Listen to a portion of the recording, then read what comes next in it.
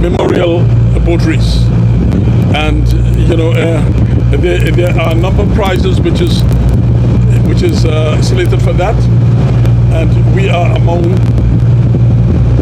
We got a very late start to catch up on the boats, so we're gonna get a little closer. As I'm gonna ask my captain to go a little bit northwest, a little faster, a little bit, to see if he could tell you what's really happening.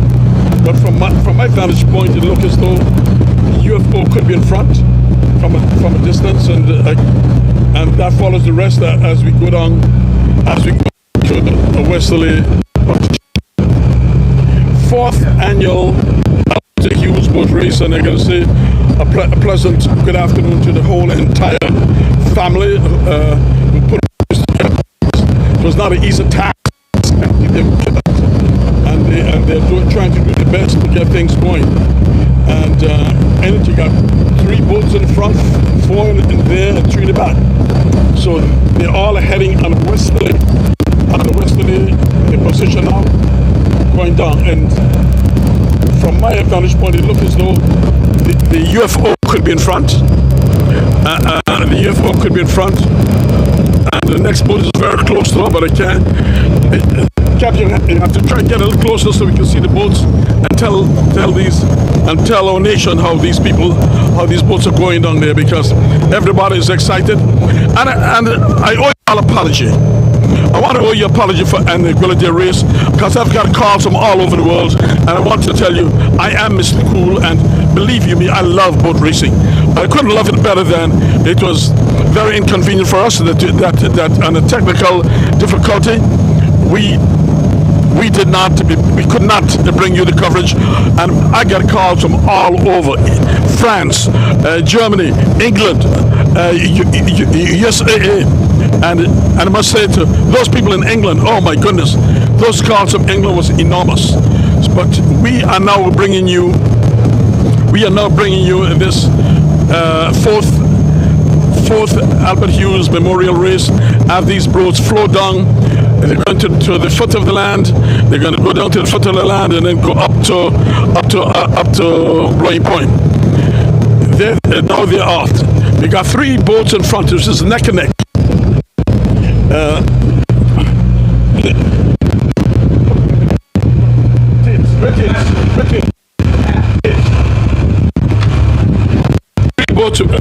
Three boats in front, neck to neck, and two behind, in the middle, and those.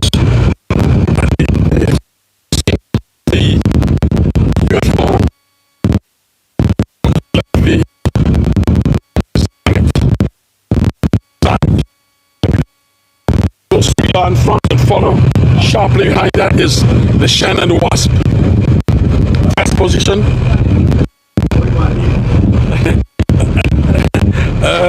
Just there's not.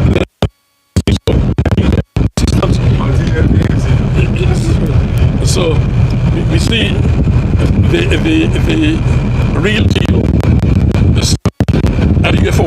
Those are 3 boats neck to neck, and right behind them, Shan and that bluebird.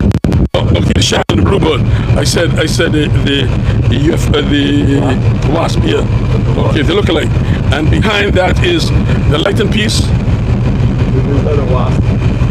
The Lighten Piece, the Wasp, the Wizard, and the Justice, and the satellite in the back. So that's the position that we and what's happening, what's going to happen, but 3 neck and neck does they go. We got, here goes the Sonic.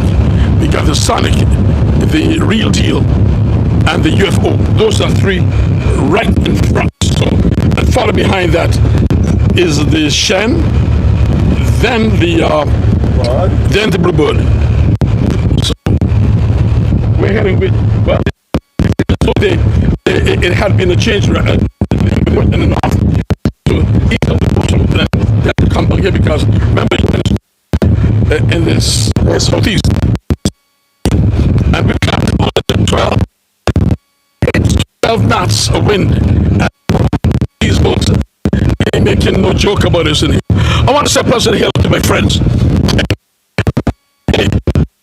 I have tensions here over they're sailing the Shan and they can't wait to come. They are glued to YouTube to know what's happening. But listen, I want to say President Hill to you, and your space is welcome anytime you come. And we'll outrage produce. I know you say I got the book. Your Vincentian boats cannot compare with boats here. We get the best class and the best fastest there is. And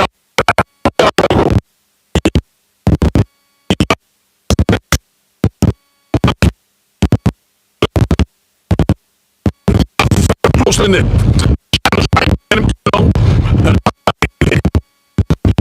I got my an extra pair of eyes could help me identify those, because I don't want make no mistakes. I'm not perfect.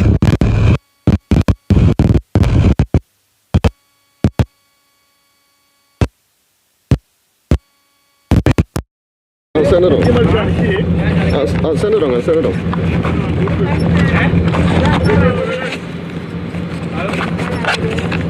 Lonnie, get us to my nephew there, please.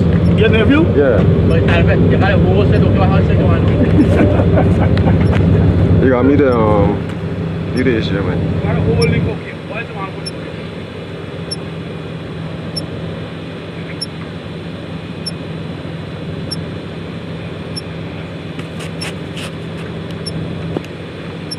You bring it up.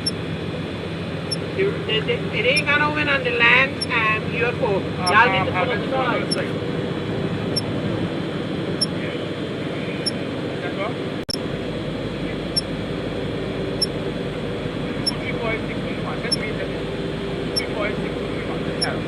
Shit, this camera like a shot, no?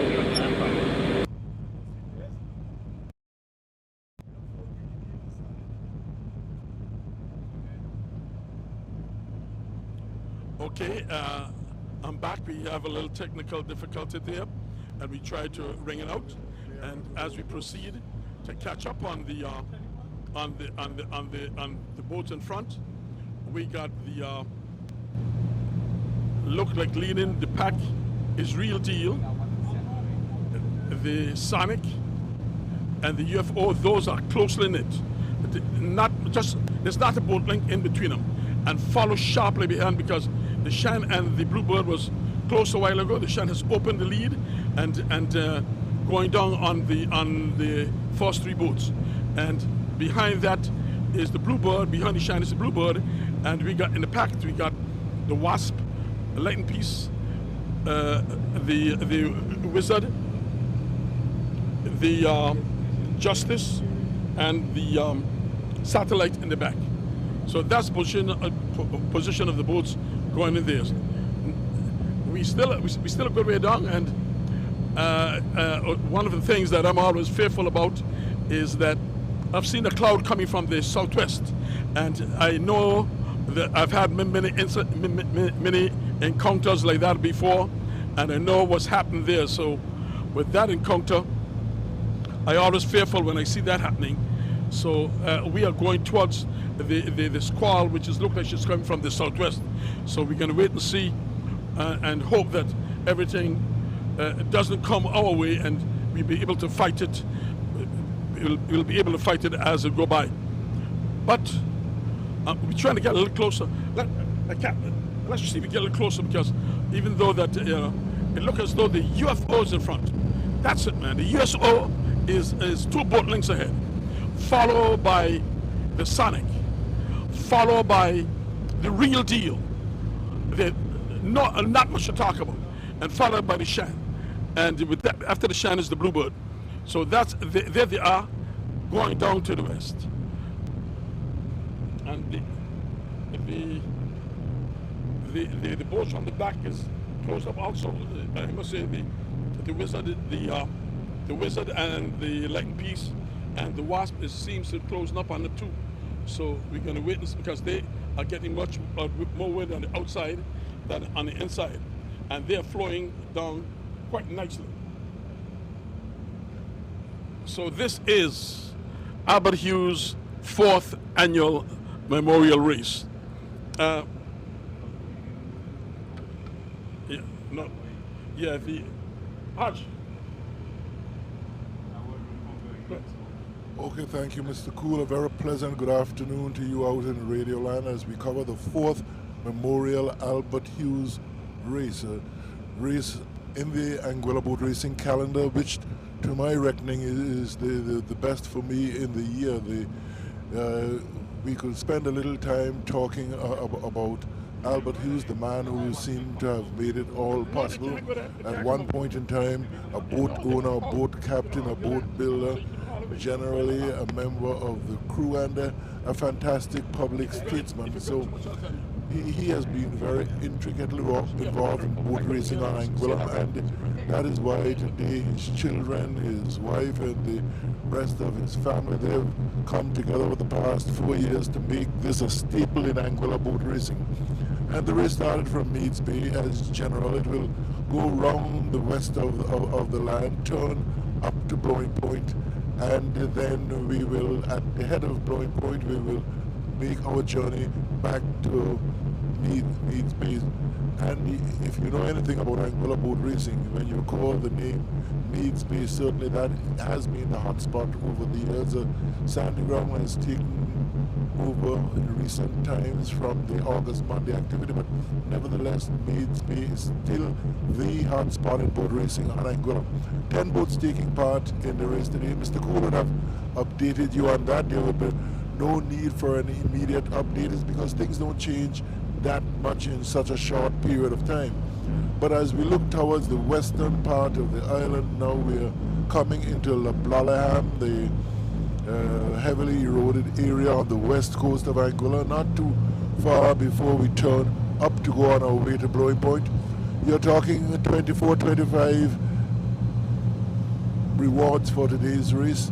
There are 5 trophies. There are 10 actually golden sponsors, and there are some 8 other trophies, point trophies. At certain points you will come in for a prize, and a heavily packed or heavily stacked set of prizes today. 24, I said 24, 25 maybe prizes, a lot of them coming out of the Virgin Islands, coming a good mixture in terms of sponsorship, and probably this is the most heavily sponsored race on the island. We have Rhonda and her sisters. They do a fantastic job in whipping up the sponsorship, and certainly this is a major day in the boat racing calendar on Anguilla. We've had our little share of administrative hiccups. We are aboard the chairs. Mr. Cool is somewhere up in the front of it. I am somewhere towards the back, but a very beautiful day for sailing. No significant surprises. You would have heard a whisper in the back by one of the Wizard fans saying how you're going to have to do something to stop that boat. Early days in the race, yes, and certainly the Wizard has been the boat that has been catching most of the attention, and certainly people's eyes are all out on the Wizard. The other fast boats as such, they are trying to catch up in terms of the calendar for this year, but in terms of boat racing in Anguilla, everything is possible. We have a unique form of boat racing, and how the Anguillan public love it. Some of the public make it a social event now, not knowing actually what is taking place in terms of the boat race, but certainly they love going out, and today we are gifted with fantastic weather. Somewhere we are talking 13 to 26 knots generally, somewhere from an easterly direction. A little cloud hanging over the far western tip of Anguilla. It looked like we are going to be coming into a squall in a while, but that seems to be early days. But certainly just in front of us, I can see rain, some form of rain, as we head towards the west of the island.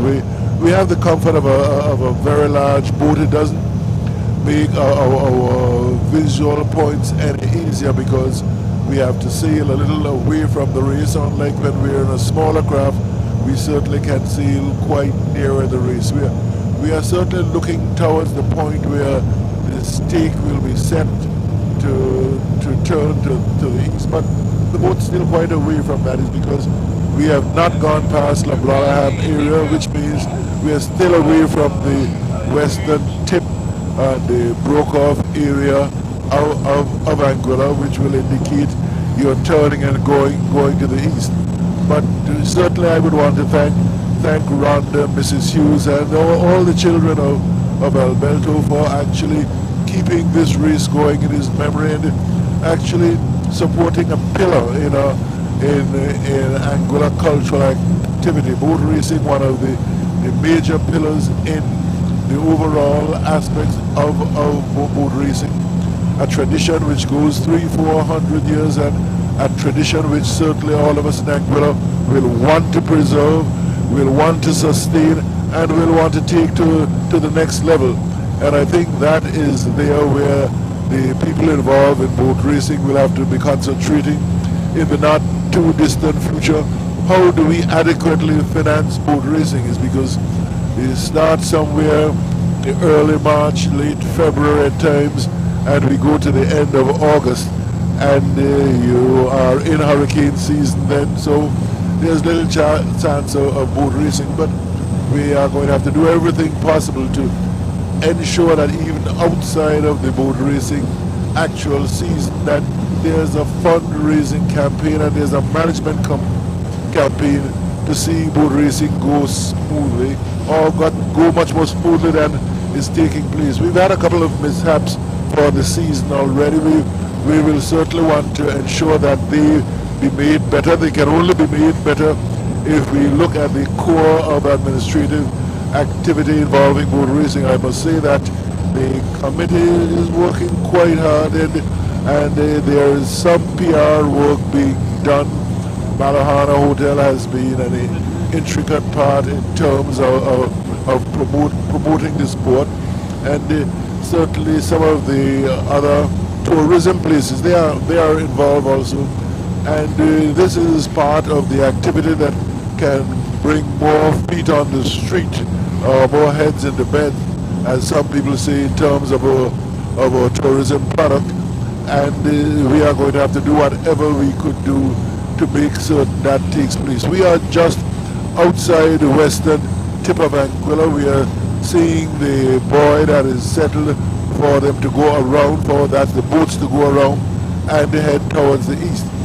But later on I'm going to be calling some of the people who are sponsoring, some notable names who have always been in the sponsorship of boat racing in Anguilla, and certainly we cannot say too much about the Alberto children, who have been so heavily involved in making sure not only that this race takes place, but that we have adequate coverage in terms of financing, is because it's going to be very difficult for you outside there to imagine. When we go out to play cricket, we are talking maybe a 15-member team, only 11 of them going out on the field. But certainly when we talk boat racing now, A-class boat racing in particular, we're talking 20 to 25 men in a boat, sometimes more than that. And if you're talking 10 boats, we are talking in the region of 250 people. Let's average it at 230, and that's quite a lot of people to get. Some people have to look at their regular jobs and giving up time from their job to take part in boat racing, and what a sacrifice they will be making. And certainly here is where some role for government is very, very important. But we are a little away from the boat racing now, but I can assure you that little has changed. Right? Guess what the captain is doing? He is trying to find a position where he could relax himself when the boats come around, so that we can give you an accurate account of really what's taking place. And certainly, as I've said that, I've been talking just a little too quick, because the engines have cut down and virtually come to a standstill now. as we look towards the southeast and the northeast actually, and we are seeing Anguilla looming up. That is in the that cannot be Anguilla. That is looking towards the upper part of St. Martin. That is the Grand Carsera. We can see the sort of mountain range looking at us. We can see Anguillita just before us. That little rocky area of Anguilla. No, that is the breakaway part of Anguilla, which we are overlooking, and seeing the mountain range in terms of St. Martin, which as we shift now we can see 1, 2, 3, 4, 5, 6, 7, 8, 9 boats sorry, coming towards us. 5 in the front, actually 10 boats. They are in the Mr. Cool is pointing out to me. Around from my angle, you can see the first lineup marker has been dropped. So now the boats are positioning themselves to go around this, which leading in the first in first place from my angle is the UFO. Right in between is the Sonic. And right next to the Sonic is the Real Deal. And right behind the Real Deal is the Shan, followed by the Bluebird, and we got the Wizard, the Bush Boys, the Light and Peace, and all those behind. But we are now about 300 yards away from the 300 yards away from the buoy, from the downwind first marker, and now the boats began to line up.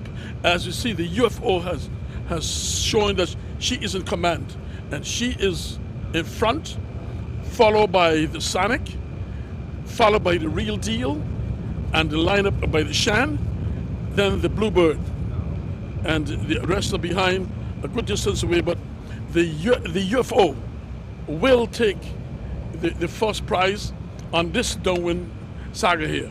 So 9 boats participating. We got the Wasp, the Light and Peace, the Wizard, the Bush Boy, not Bush Boys, the Justice, and the Satellite. Now,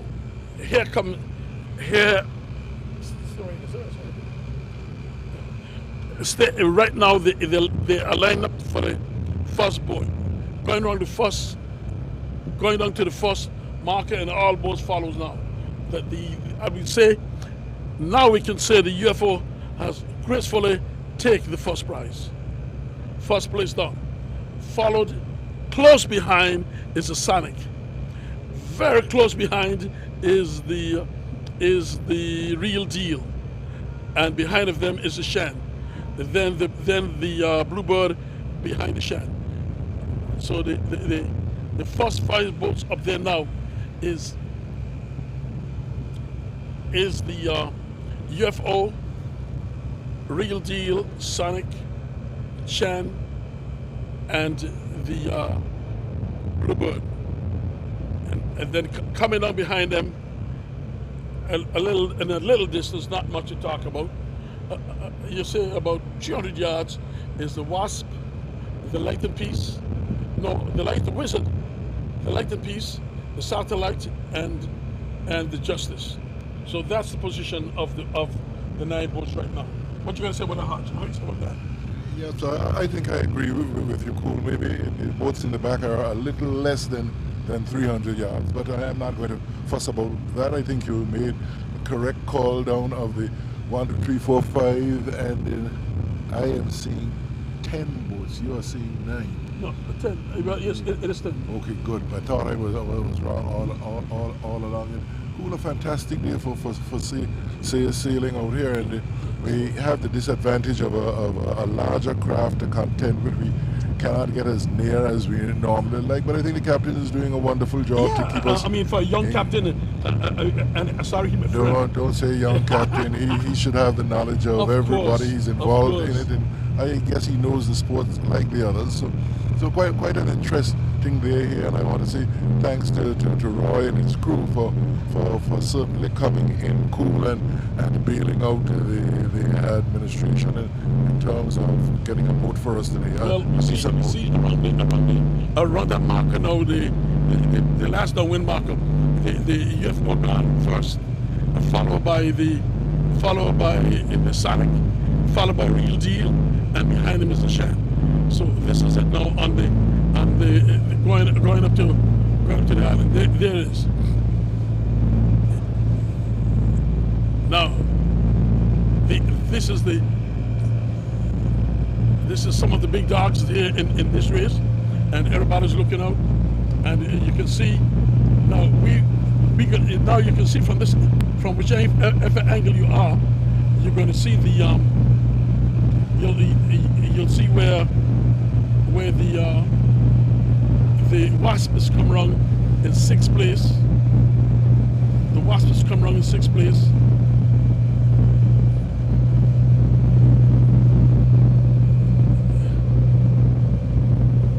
Now she's going around the other buoy there, and the Wasp is holding her own. Come around, there goes the Wasp, followed by the Wizard. Everybody knows the Wizard is not an easy boat to contend with, but she got a lot of catch up on. I mean, you got to give her credit because she's shown her colors over the past, and she can show it again, even though she's going now 7th around the flag, and this is my sister, the Lighted Piece, is going around 8th, and behind that is the Satellite, which is going around 9th, and the Justice is going around 10th. So out in front we got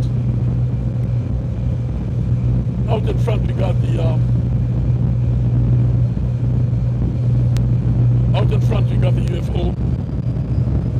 She's holding her own as she got up there, followed by the Sonic and Real Deal knitting, and the Shan behind them. So that's under the Shan Lee now is the Bluebird as they head south to Anguilita. Going up to Anguilita now, and there they're going.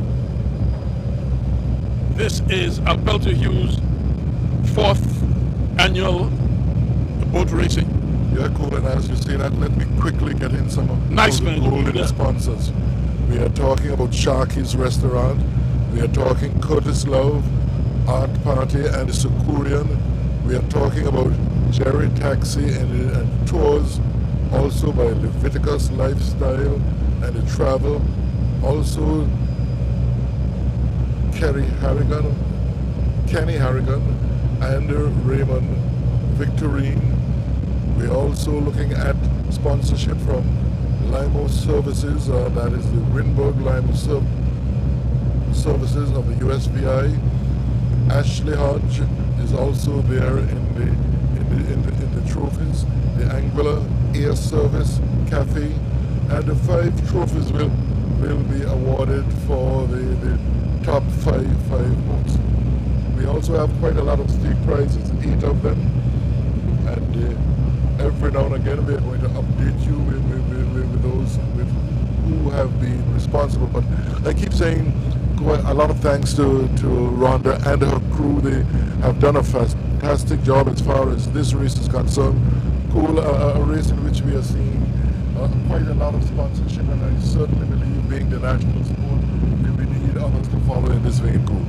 Oh yeah, Mr. Hodge. I think that Rhonda and her crew has done a fantastic job to locate sponsors and really do what they're supposed to do, and it's really interesting to see how they have mashed it together.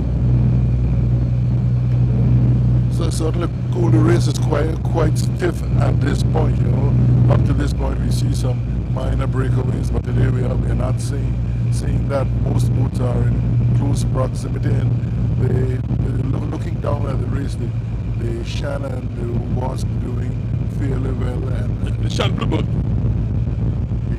There's Shan, the next one is the Bluebird. yeah, well, I am talking about in general. In general, okay. In general. And certainly I noticed that you are much more relaxed today now that the Shan is getting closer to the boat direction. Could be, I find that you're much more fluent now.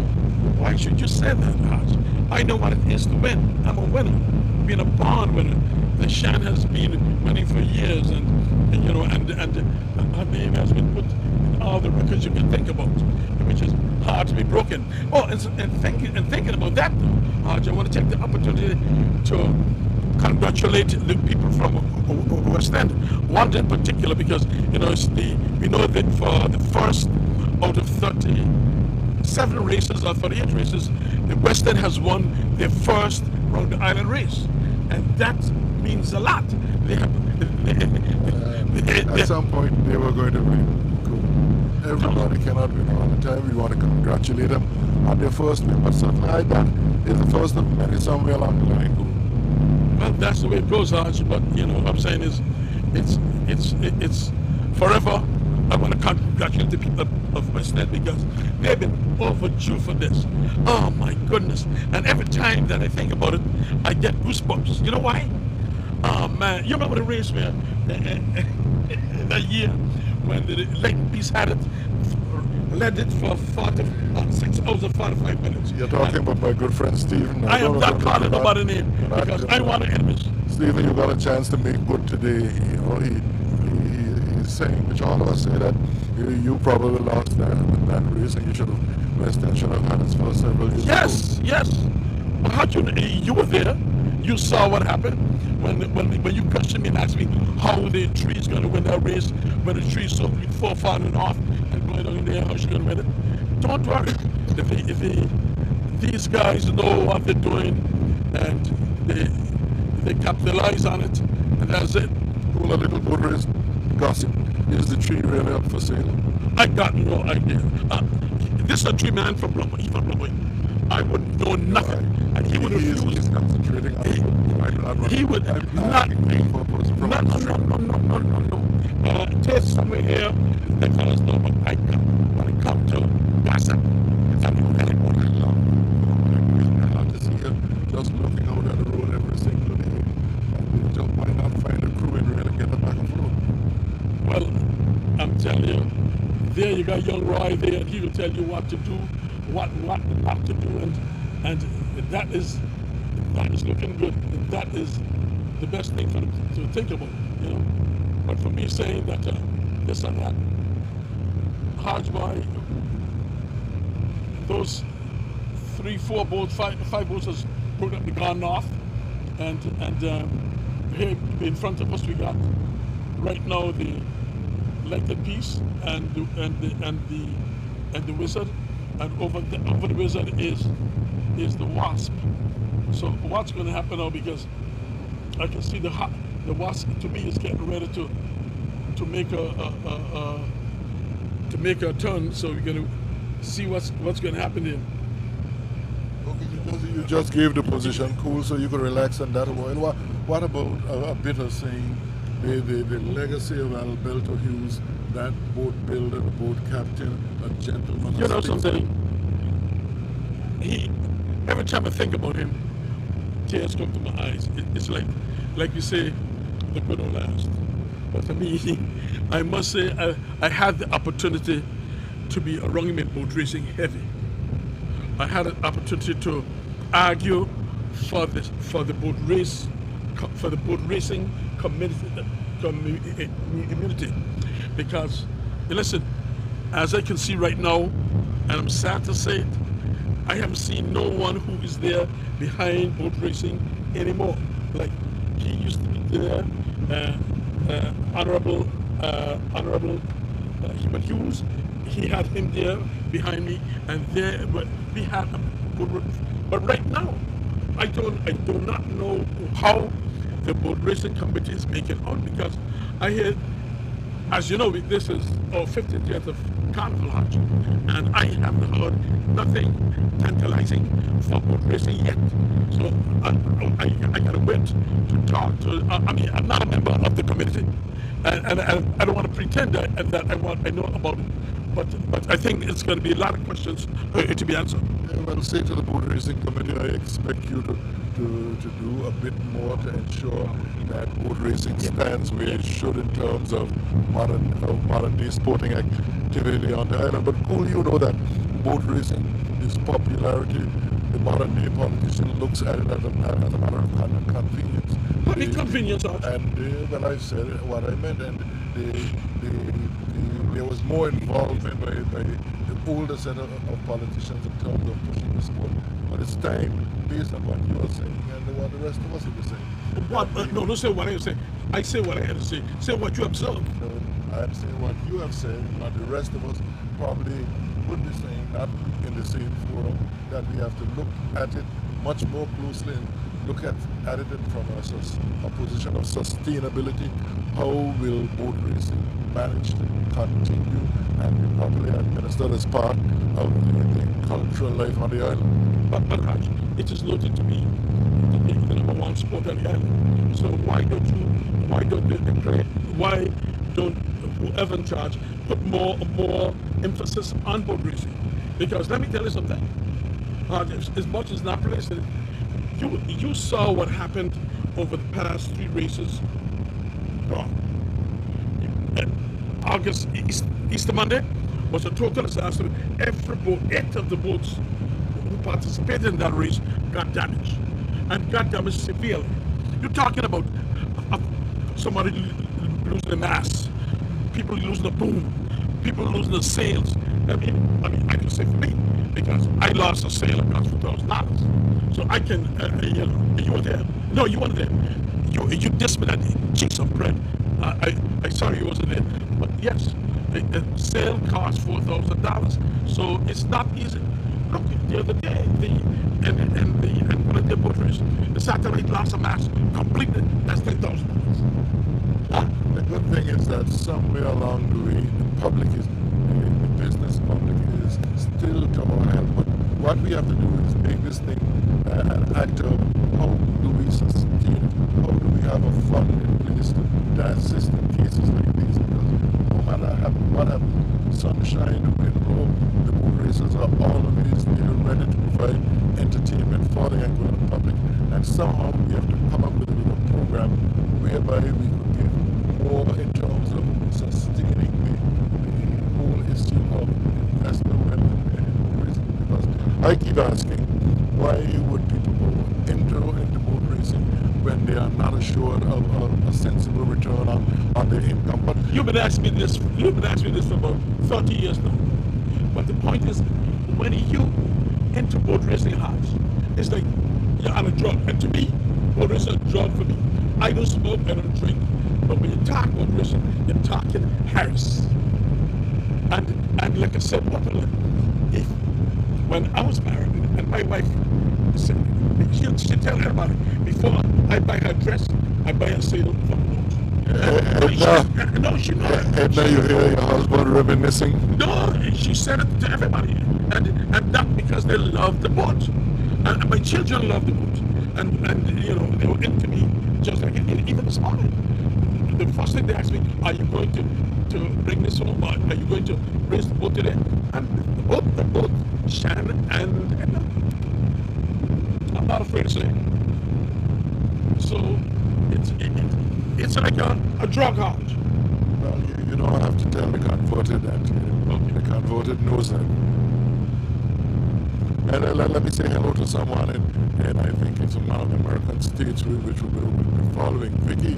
Hello, Vicky. I hope you're listening to the exploits of boat racing. It's because you're away from Anguilla, but you seem to know more about boat racing than we who are on the sea with it all the time.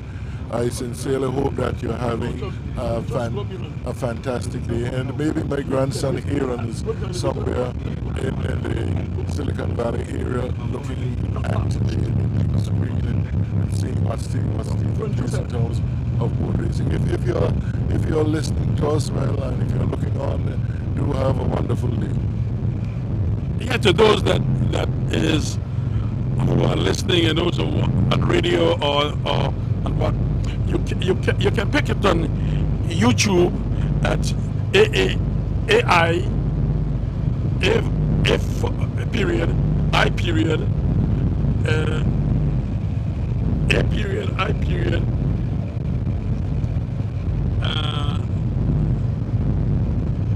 A period I period live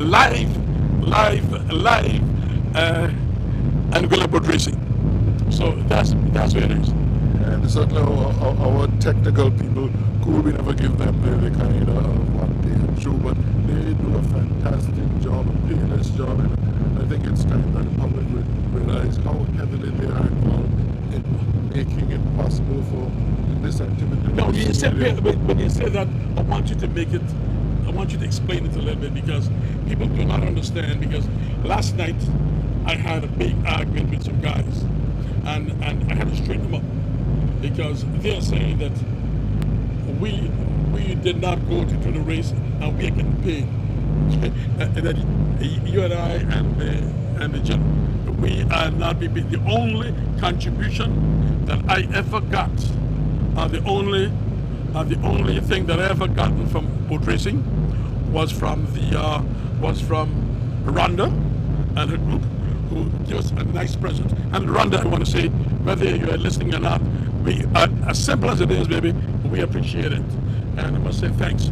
But no one else. Yeah, that's the sad thing about people in Anguilla. They believe you're looking on and you're making a mint of money, not realizing that you're, in most cases, there are several of us who contribute all the time without getting, according to the old Anguilla saying, 1 red cent. We do it is because we love the sport, and we like to pass on information to other people. And I noticed, I've been broadcasting for many years in terms of boats that have been doing it for quite a long time also, and to sustain it for this length of time without any financial reward, giving up other things that would provide financial reward, that it must be like you're on some kind of drug school. Yes, okay. We're going to tell you, right now the UFO's leading. Is leading the pack by Cove Castle, followed to me, it looked like the Real Deal, followed by the Sonic. It looked as though the Shan and the Bluebird could be close together.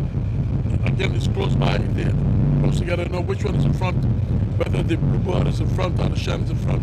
But they look from this angle, they seem to be very close.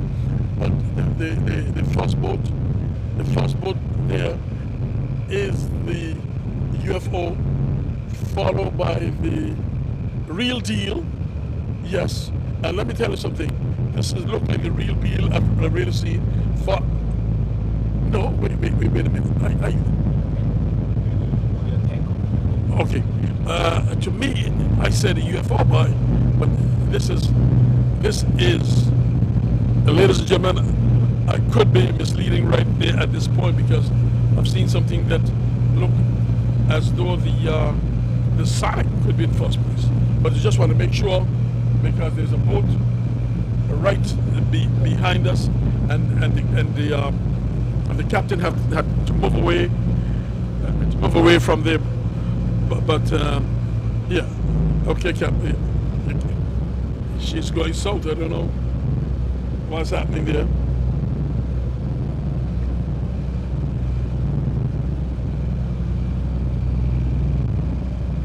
I'm going to give you an accurate count on that race, accurate upright on that race as soon as we could see what's going on.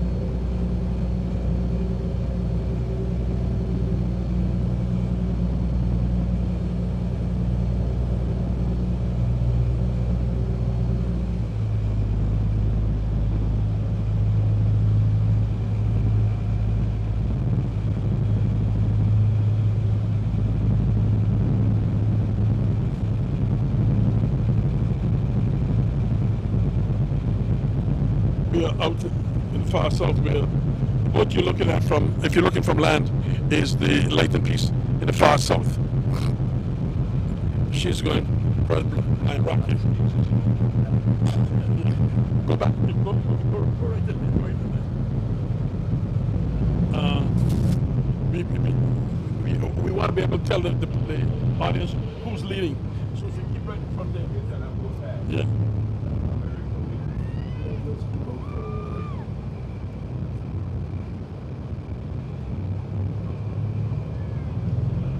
We're going to tell you as far as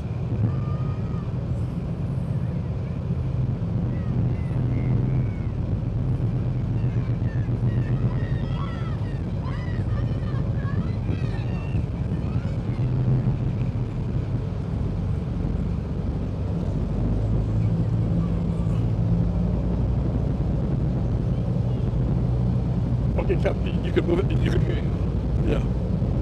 We're going to try to give you an accurate count or accurate position of the race as we will in a bit of difficult spot between some other boats, and he had to move out.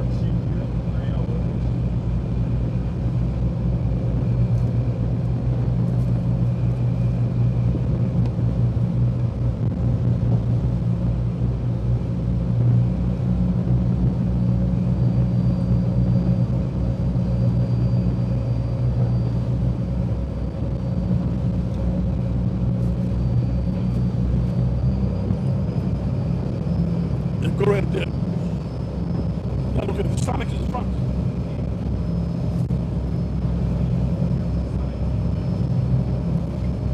Yes, from this viewpoint now that I can really see is, to me, the Sonic is leading, followed by Real Deal,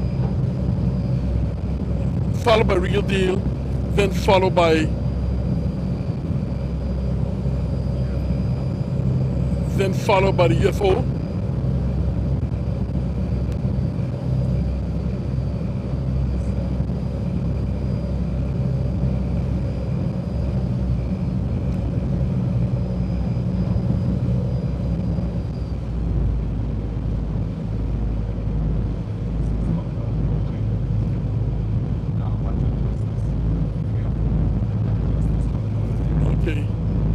But we can definitely say, from my vantage point, that the UFO is in front about 10 boat lengths.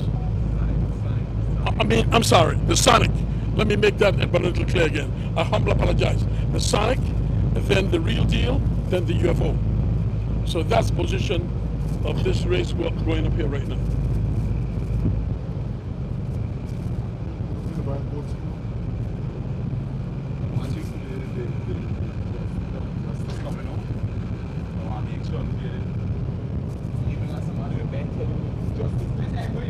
No, but justice coming out. Yeah, but justice coming out. If you go any better, just not tell you. I want to check back when I'm going in. That's what I'm doing.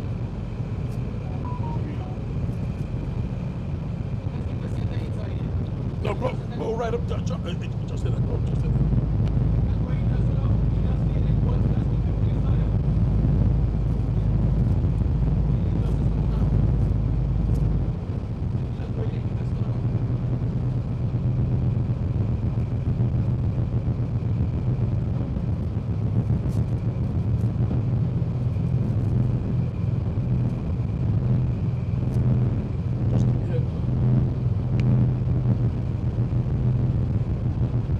Now you can see from your vantage point, we are in Cove Castle. That is the Sonic leading. The Sonic, followed by the Real Deal,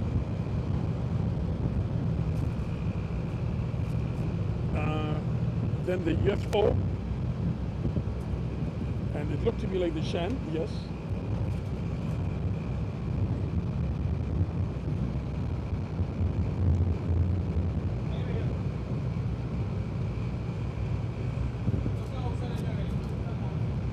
It busted on the ground, so you could move closer.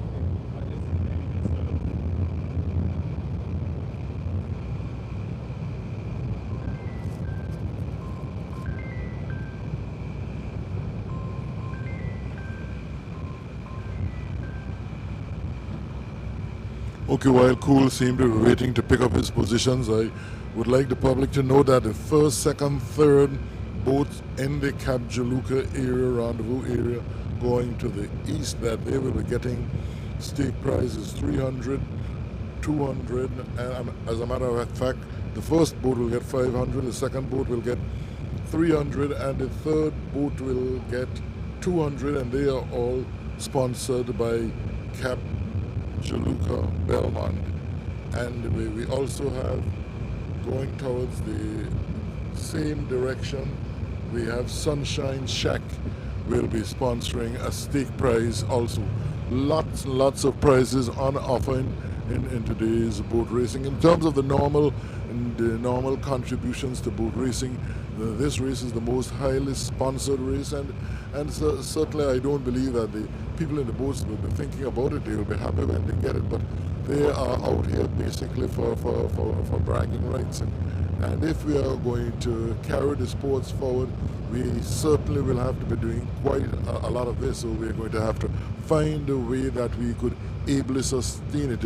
And that could only come about if there is a partnership between the boat racing committee, some other maybe middleman group, the government, and the general public. This has to be a public-wide effort, and this is a good chance for actually exploring Anguilla. Also, I wouldn't be surprised if an industry one of these days be built up around boat racing, how it takes place in Anguilla, and certainly for the advancement of the Anguillan economy, that would be fantastic. We allow things to happen on their own here on this island.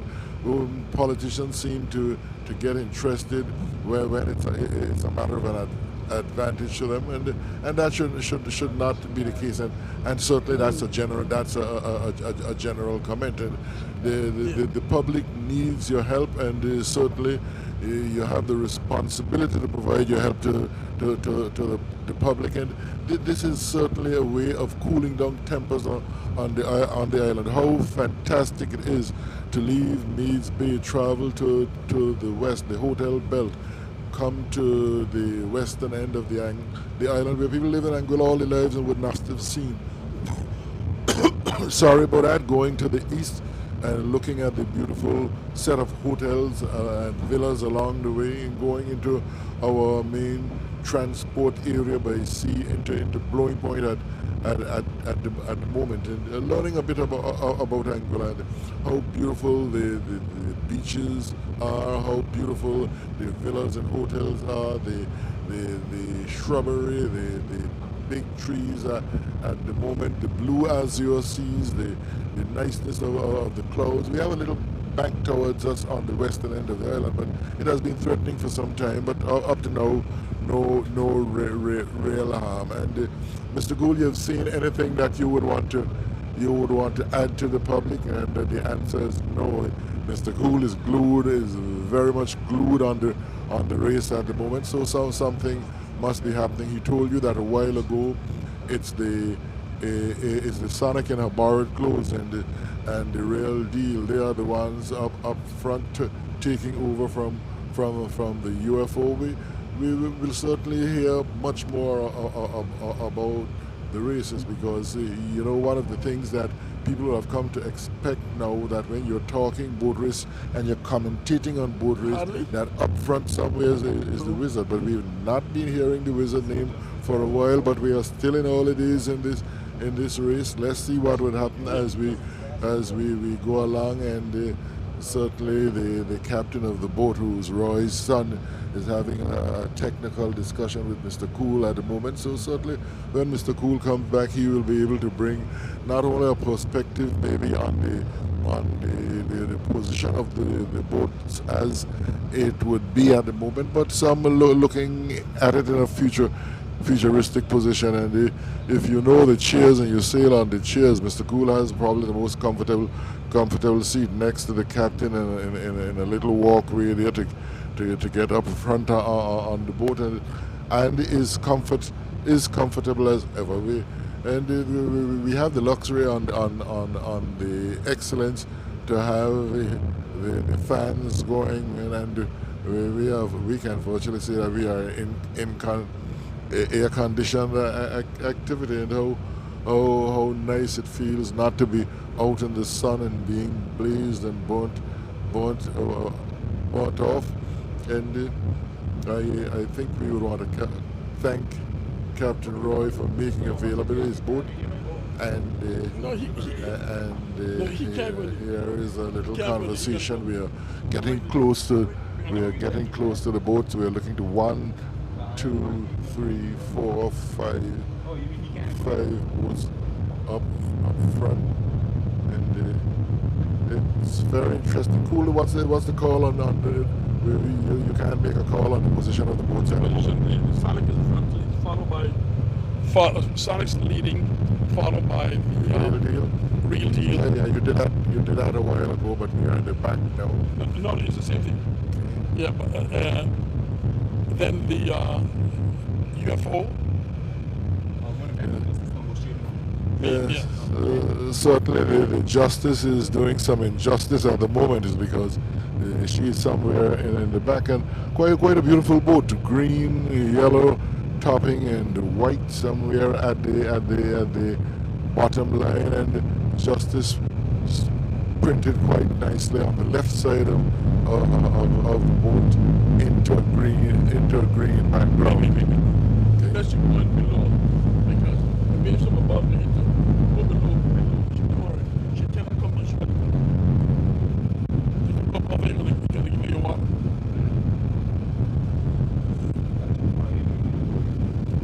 Suppose we go up alongside, cool, and then look across the line. You want to stay on the way? All right, okay. Yeah, that's okay. No, but cool. I hope you have sent greetings to your people in St. Martin today, and Toronto, and St. Thomas. It would not be a nice thing if we do not do that with this part of our I know tradition. that my cousin Earl is glueless to the net, looking at this race, because his boat is the satellite, and he's glued to that. But here it is. I want to say St. Thomas in particular, to my son Brandon, happy Father's Day. Oh, and I must say to all the fathers who are listening, happy Father's Day, and I hope you enjoy the rest of it, because we enjoyed it out here on sea. That is our enjoyment, and I hope that you can find something as equal or better to enjoy it with.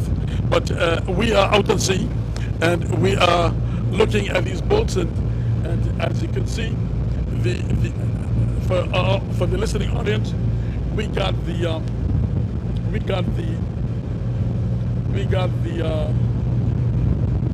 Sonic is in first place, followed by Real Deal. I should say, then followed by the UFO, and I must say that the satellite has come back in the dance there too. And the two Greyhounds are closing in, getting back there, but this is behind. But the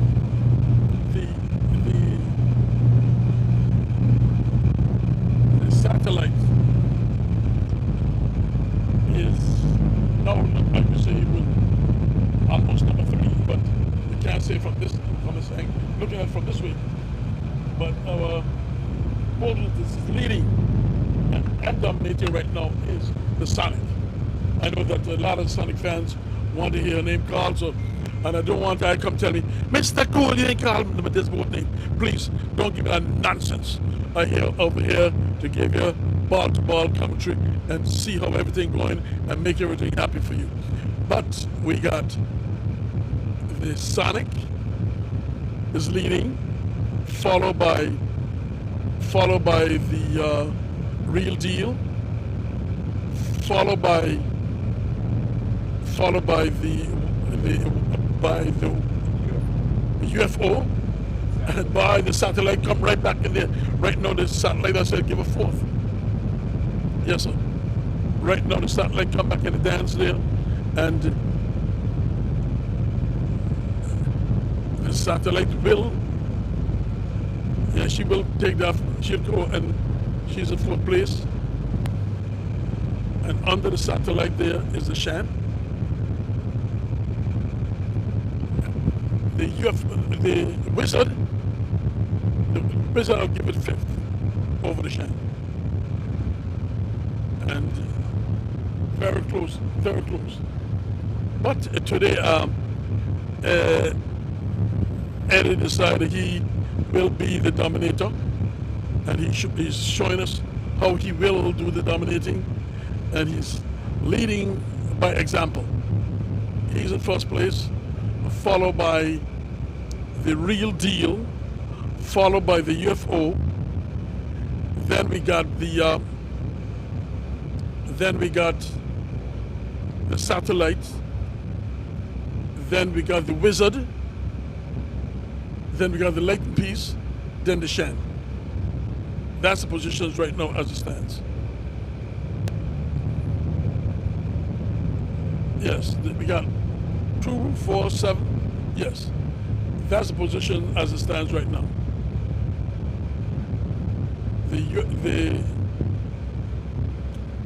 Whatever happened, I must say the Satellite came back and come in a good position. She's the fourth, and followed by the Wizard.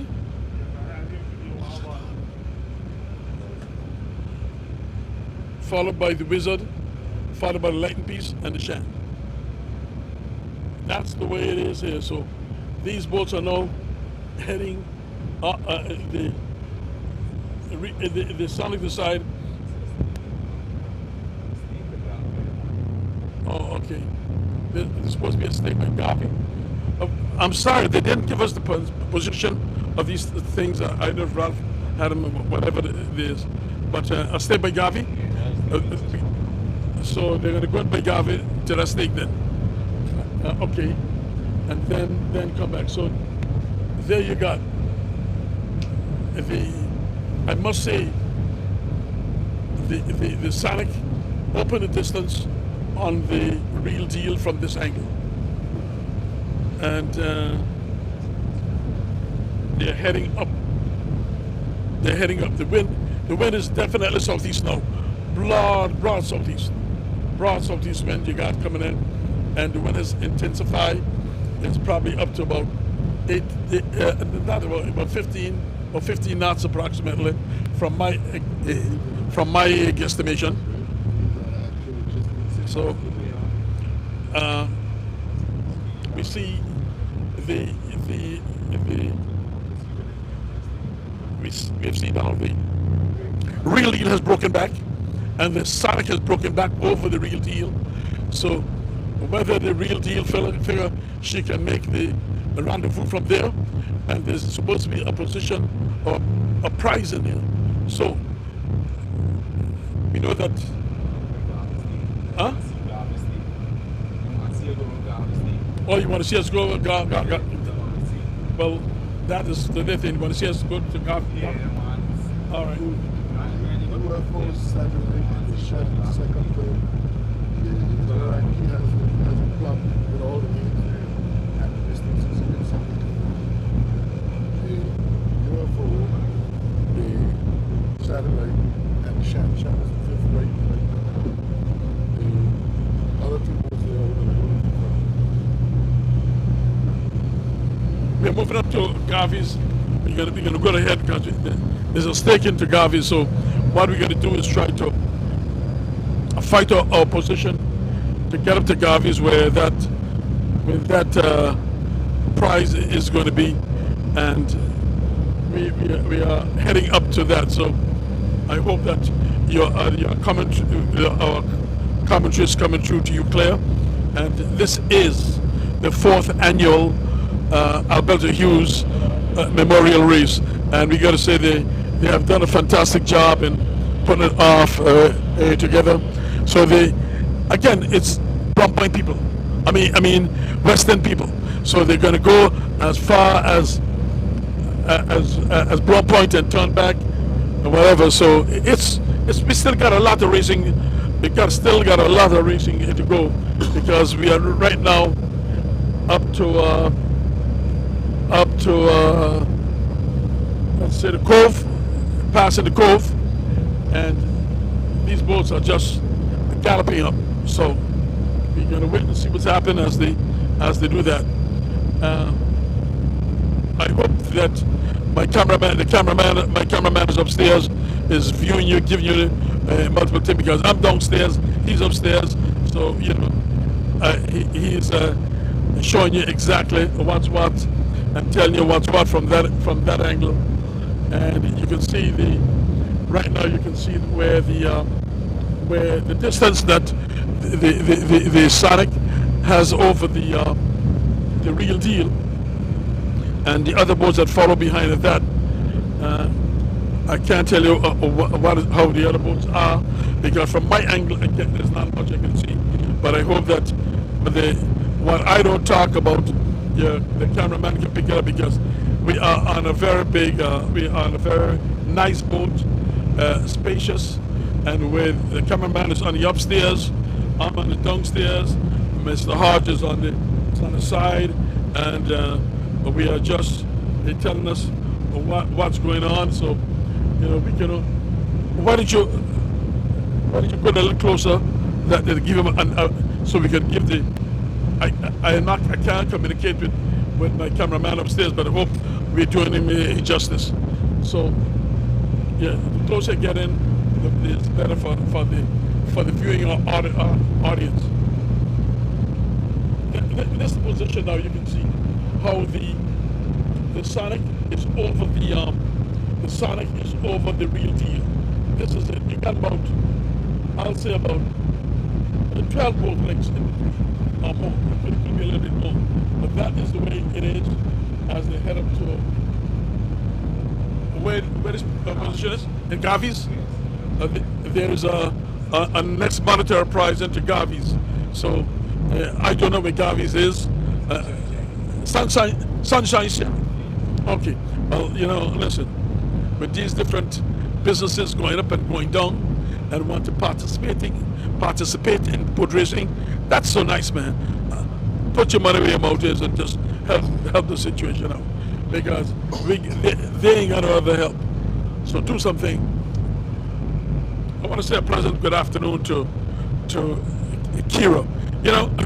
I don't think that we do her justice because she, as a young lady, picked up the mantle of being chairman of this boat racing committee. We did have another chairman before, and the men, I don't think did it as good, because include me. I give them the credit for what they have done and what they're doing, and I give her a lot of credit, because it's not easy putting the races like these together and being to have the administrative action of it.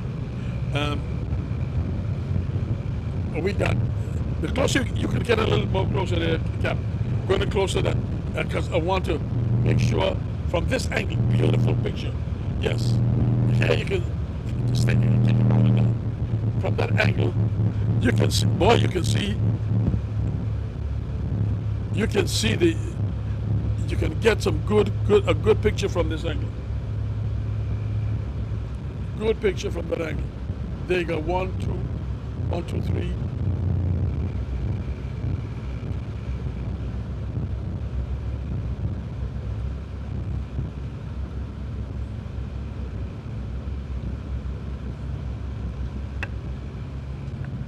There it is.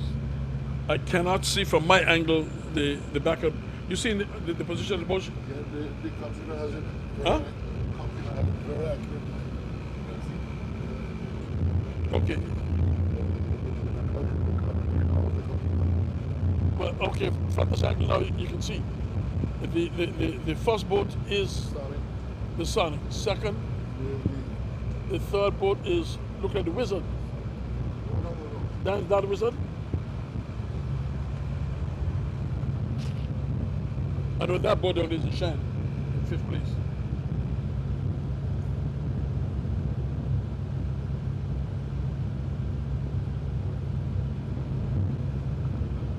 Yeah,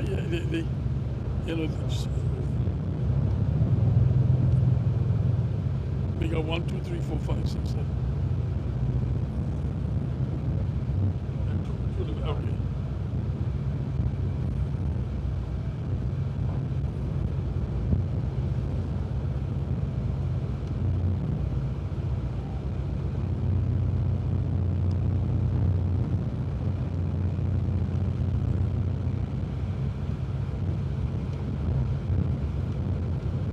confused with that boat on the far north. That isn't the Wizard? That is the Wizard, man. Right.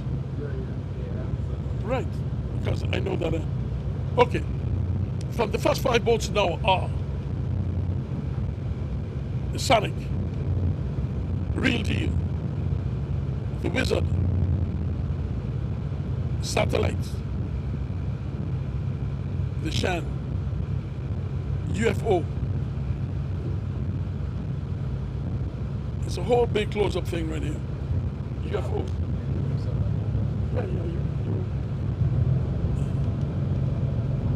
How far is Garvey's from here now? Okay. With white boat? Oh, okay. All right. We don't want to go too far that the viewing audience that the cameraman could give us exactly. Huh? Okay, great. All right. This is Alberta Hughes' 4th annual memorial boat race, and it's a pleasure for me.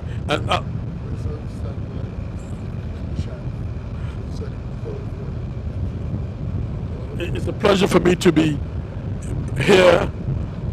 I really enjoy doing this race, and as health provides, Haj and I will be here to give any assistance and any help to this boat race as we can see it fit. Yeah, okay, some of the things are going to be interesting now to see the satellite going to the Wizard. Who's going to cross? This is going to be a very exciting move right now. Will the Wizard cross? Will the Wizard cross? Look at this. Is that a Hardley? Is that a Hardley? Is it a Hardley? Tell me. Both shaking up. What's happening here? What's going to happen? Is there a Hardley? I don't know. I don't know what's happening here. There's a breakaway from this satellite, but the Wizard did not broke back, so I don't know. But it's a Hardley car or what? And in taking that, huh? And in doing that, you see, the UFO came from south and crossed them through inside there. So now the UFO is in 3rd place. The UFO is in 3rd place. The UFO crossed the UFO crossed the Wizard. No, is it a Hardley between? Yes, there's a Hardley between the UFO and the Wizard. That's a Hardley. Yes. So that put the Wizard in a peculiar position now, because she got to go back whether it is a winning point or not. And listen, like I told you, I'm on this big boat, and I can only barely see what happened. But I hope that doing us justice from the cameraman is giving you all justice. You can see it with your all own eyes. But right now, from my angle, I would give the UFO 3rd. So, wow. Yeah. No, you can't. You cannot go in. Just go up and put your face down. We might be able to view it from a different angle, because the cameraman is upstairs and he gets in. He's supposed to get a beautiful view from upstairs and tell you exactly what is what and what's which. So, ladies and gentlemen, Albert Hughes' 4th annual boat race. The race started. About 1:10. About 2:10. And this is where we are right now. We are. I should get in Rendezvous Bay. You could say we're going to Rendezvous. Yes, we're going to Rendezvous Bay right now. What a big turtle, boy! You see them turtles? Do you eat the meat? Don't laugh. Tell me if you do it. I does. I does sometimes. Oh yeah. Look at that wizard. You can't take your eye off that wizard, boy. She went hardly just now with the UFO. And she's climbed up. She's going to catch up. Want to catch up on the real deal, and on the real deal, and also on the Sonic. But it's quite a distance. You can see it because I know my cameraman got his eyes on it all, and he's telling you definitely what is what. So you've seen it. There you go. I want to see where this Garvis is because I mean where people.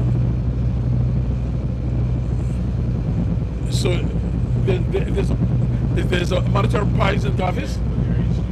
Okay. Yes.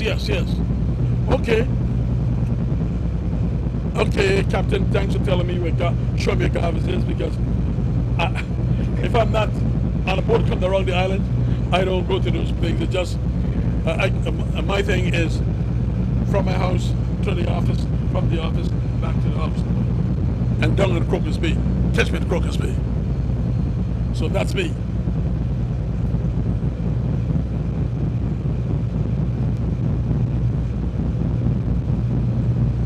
There you go, Hodge. Don't let me here. But where my friend Mr. Hodge is in the place, all right? Yeah, cool. I was following the race on the computer. It's so interesting to see what it actually looks like out there to compare what we see from here. But our cameraman upstairs is doing a fantastic job because what is happening, he is feeding to the computer here. The computer is doing the planning for us. But the position you have given is fairly accurate. The real deal and the other one in terms of the Sonic, they are up front. The race is becoming tricky now because of the wizard, the How do you look at the Sonic has opened its space on Real Deal? Yeah. It really opened its space on Real Deal.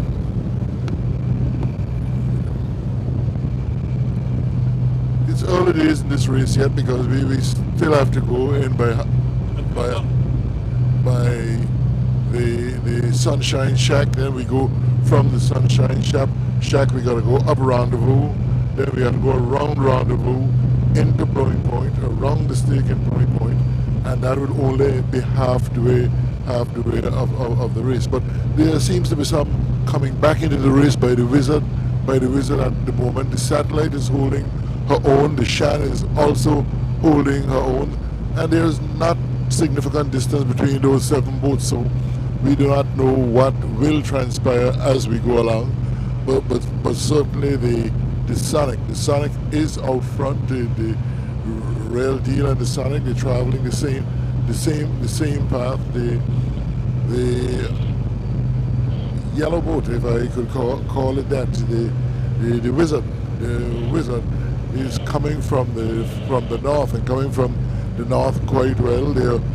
There was a hardly a while ago. Let's see how that develops. And as we sit and we look towards somewhat the northwest, we are seeing a bit of cloud there. I do not know how that will play into the rest of the race. But when we reach to the head of Blowing Point, we're going to have a long way sailing down, just as we described from Meads Bay to Blowing Point. We will have to describe from Blowing Point to Meads Bay. And the interesting thing is that they've been coming towards the west, and those boats who perform best during the west might have that little bit of an ease at the moment. And this has been a very interesting race. No mishaps at the moment, and let's hope that the race goes along like that all along. And the wind at sea is quickened up a little, and sometimes you hear predictions from on land, but the predictions on land you have to be very careful with them, is because out to sea it's a different sort of air that's blowing, and some boats take advantage of it better than others.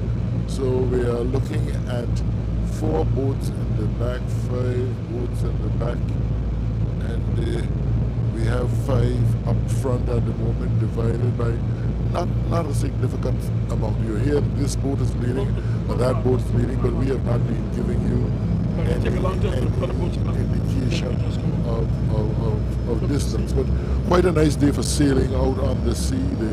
The sun has blessed us with its radiance, and the cool breeze spreading across the area has actually commingled with the heat, and so the temperature's not that significant. And another thing to note is we have the fortune of being under good fan, we've had good fresh air coming in here. Some of the doors are open, so we are lucky. We are getting certainly the best of all things of the weather. So if you know where the Aurora is, we are on the upper side of the Aurora, heading towards Garvey's, and just east of Garvey's, and we're watching the boats. Yes, Haj, I must tell you that the Sonic has taken the Garvey's prize. She got around first, and it's followed by the Real Deal, and behind the Real Deal will be the Wizard, and I can't tell you the other boats behind here. From this one angle, I can't see much, so we'll see.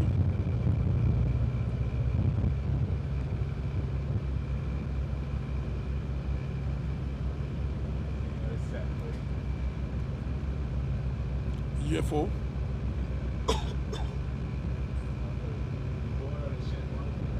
No, Shan is to me is in the back.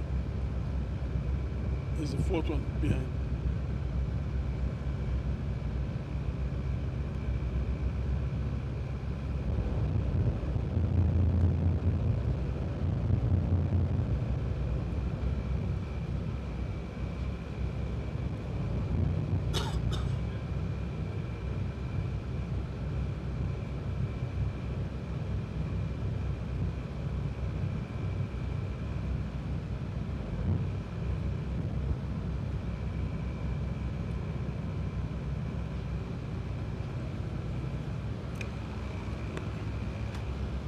Okay, the lead in the race is the Sonic, followed by a Real Deal,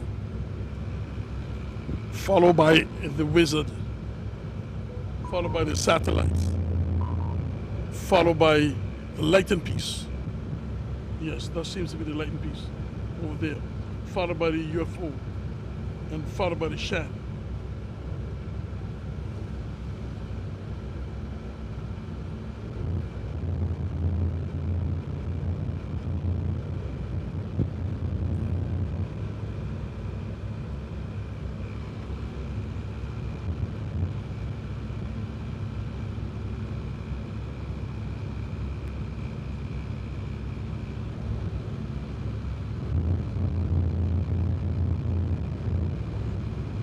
That's the Wizard. The Bully, the real champion of boat racing here, who was dominated over the past months. The Sonic, the Wizard, she's now going to the stake in between there, while it seems as though the Sonic broke back and gone into Rendezvous Bay. We've gone into Rendezvous Bay Hotel, let's put it that way, because the Real Deal, it seems as though it was going higher, and she gone back over the Real Deal, and there goes around the marker now is the. And Cool, there's a very interesting situation in terms of prize money.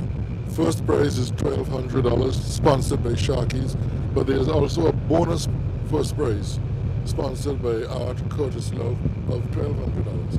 So it seems like it would be a double first prize in this race. You know how the monetary things go. You handle that part because I'm a dumb. You've been all the years of your life. You are a businessman, so you must know. Yeah, I hold it in my hands, Okay. but you count it. It's a different thing. That's the reason why you are accountant general, because you've been in money, and when you look at it, you can still see money in your old age. In your age, there's nothing called old age. All right. It will be a very Give me a little bit still to see in the north end and the boats going around that. See, so the fourth boat going around that would be the satellite. Am I correct to say that?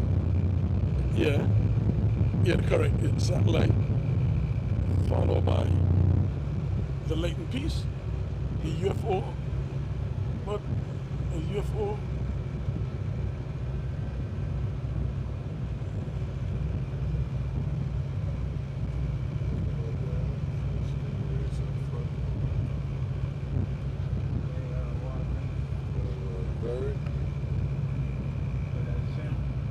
Yeah, the wasp past the shed.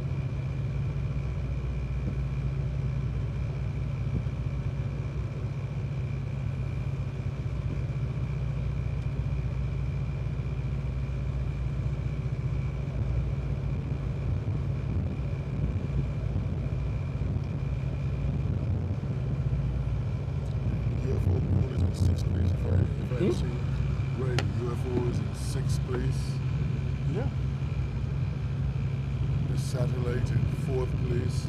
The wizard in third place. And that one down the middle. The third one in that direction. Gotta be there like in peace.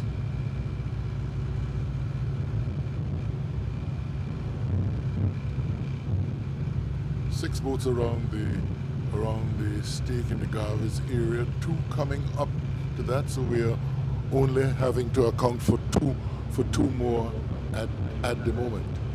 So very interesting happening up front. Mr. Cool has said it, and that's the way it is stayed up to now with the Sonic and the rail team. So the Sonic on the inside, on the outside is the rail deal as we go towards the head of Rendezvous Bay, west of Point. Cul-de-sac is stacked with villas, and certainly that's one of the very interesting things about Anguilla. You tend not to see much of what's taking place, but there are some fantastic small hotels or villas all around our island. So the race, as Mr. Cool would have called it, is quite accurate. You have the Sonic and the rail deal. They are up front.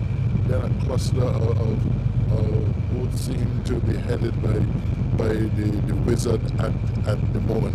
So I'll have to keep moving Cool until I could find out the position of the last four boats.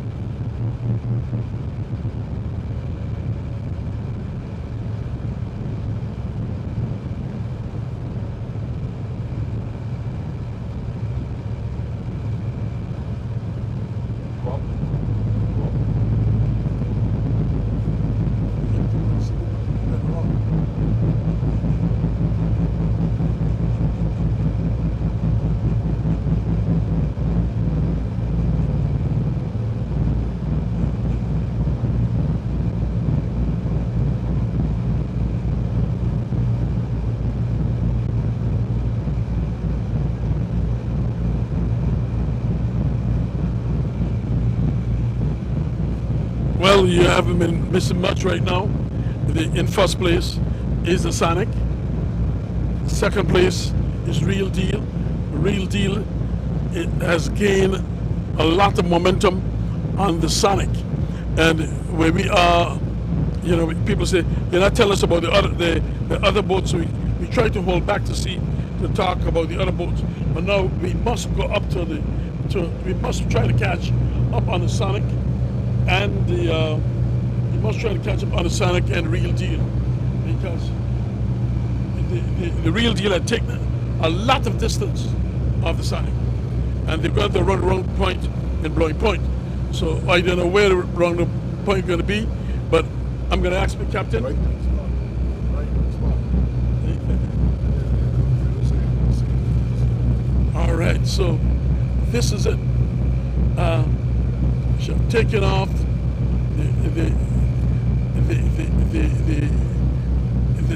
the Real Deal, showing herself right now, and she's going for the Sonic.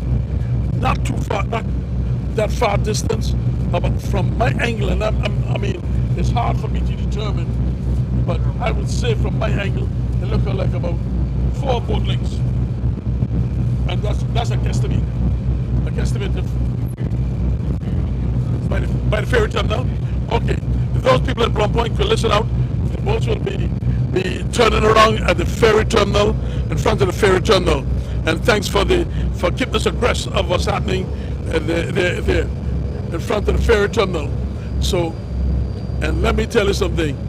This is going to be interesting, because I know for sure that if I had to say who is the better runner between the Sonic and the Real Deal, I would give it to the Real Deal.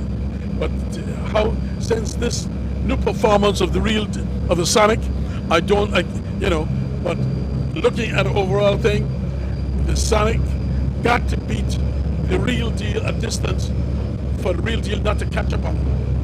And in third place is the bully, the one we call the one we call the Wizard. She been the dominator. Let us say he or she, he has been the dominator of the races over the past months. So this is it. We are going towards to try to catch up, and so you can see. I know my when I think about my cameraman, he's upstairs, and he got. We want to show you this neck-to-neck fight and what's happening here between the Sonic and the Real Deal. The Sonic do not want the Real Deal to get over him, and the Real Deal don't want him to get too far away from him, because the Real Deal are competent that she can catch her on the downwind. Mark you, I'm saying this now, and I'm talking from past performances, but I know of late the Sonic been doing a good job and running, so we're going to see how it's going to work out. And this thing, the Real Deal is just about 5 boat lengths now. I'm closer from my angle. It's about 5 boat lengths over the 5 boat lengths over the Sonic, and that's going to be interesting. We see in distance, Captain, you can see where the orange buoy is. That is where the buoy is going to be laid, in front of the terminal, and you're just going to take your time. Don't go in front of these boats.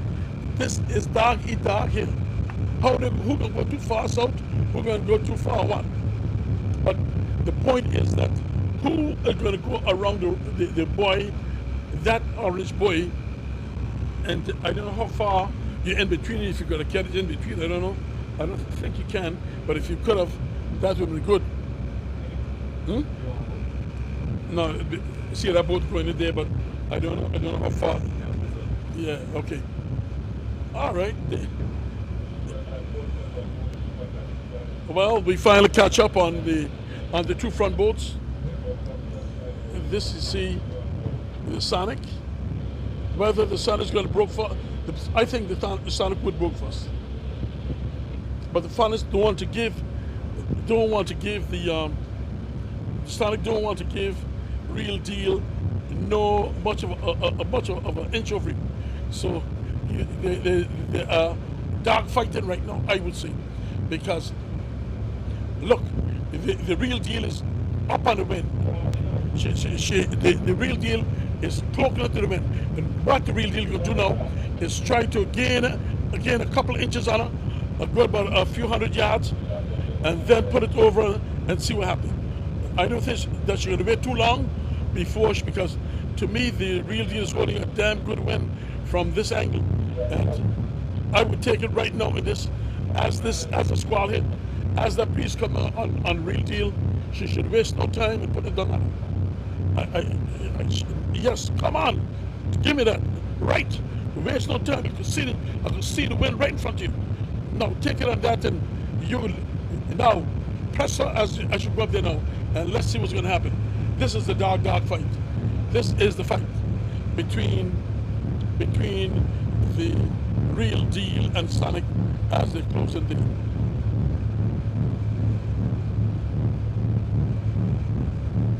Sonic is about open the distance a little bit, but they got quite a way to go.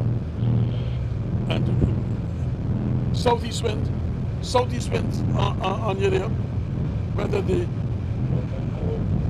that's right. So straight southeast wind there, and there we got a real deal. We are right behind the real deal. We are right behind the real deal, and the real deal is she's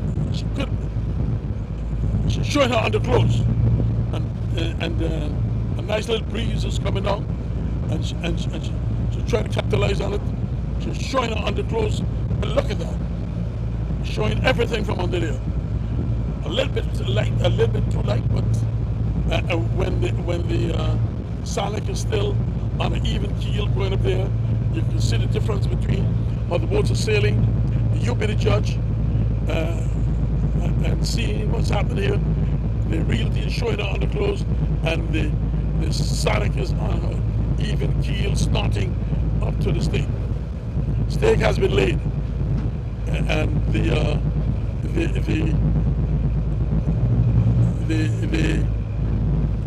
manager, the stake people has been away and allow them to go and do their thing as they go up there. Yeah. We want to be able to see. We want to show you what's happening on the upbound stake in front of the blown point. It's been laid, and I have asked my captain to give me a little bit of speed, and I hope you don't mind, and that we can see that you'll be the judge as we have this Alberta Hughes fourth annual boat race today. We are heading up, and we are on board the Excellence, and a big boat. So I can't run from one end to one end. Even though I put Ralph Hodge in the back, he still got to come forward because it's so big. So you can communicate. Thank you, Ralph. And we're heading up to the marker, while a cameraman is doing his job on top, and his assistant is taking a snooze. Yes, that's the way it goes.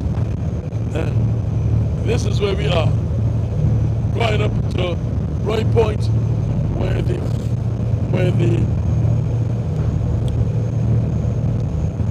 block point buoy been laid, and this is a monetary prize again, and the first monetary prize was taken by the UFO, and after that the first monetary prizes were taken by the Sonic. So Sonic, you're in good shape for buying your mass back. Oh my goodness, you broke up so many masses, and this money can't pay for one. This money can't pay for one, but the thing is, you fought a good fight. You're still in the race, and anything can happen. So accumulation of the monetary funds could add up. Some out of my pity you, and I shouldn't say pity well you too, because the real deal need a mass, the shan need a mass. So L, you told me you order some, so let me know what's happening. So the people who were hearing us, were hearing my voice and stuff like that, could know that these masks cost almost up to $10,000 properly rigged. So any contributions, we will say thank you, and how much we appreciate it, because it's not like you heard Mr. Hodge, Ralph Hodge earlier saying he didn't know why we put your money in this crazy drug thing called boat racing. But we do that for you, the people of this country. And this is what we do. We make you happy, and as you know, the boat racing is vigilistic. Blum Point, North Hill, South Hill, East End, Island Harbor, Valley, whatever it is. But we get our arguments and fights out of these type of West End. Oh gosh, we got to call, because West End is the top village in boat racing now. You got to give it to her without taking it back. You got to give it to her. Now, from our angle, go closer, son, because where she gonna go? Wait, no, let's see. No, she's gonna come. She's gonna go north and come south. She's gonna go from north to south. Yes. Here is the sun. Oh no. She's going from south to north. Yes. She's going from south to north, and she got to jive. She will have to jive as she get down on that. She gone around first.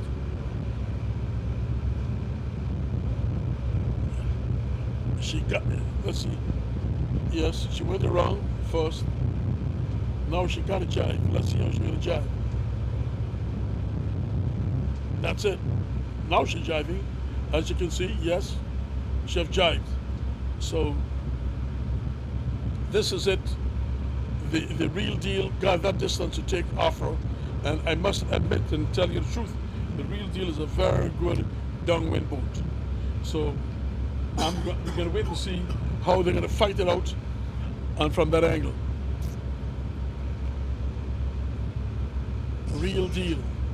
Coming around the marker. Second. Take your time. Take your time, real deal. You're in a hurry. Take your time and jive. Take your time. Good. Pretty. Beautiful. Beautiful. Okay. Now this is where, from here now to sandy ground, like I say, ladies and gentlemen, from here to Meads Bay, I say sandy ground, which is on my mind or something, but from here to Meads Bay now, right before here's some traps.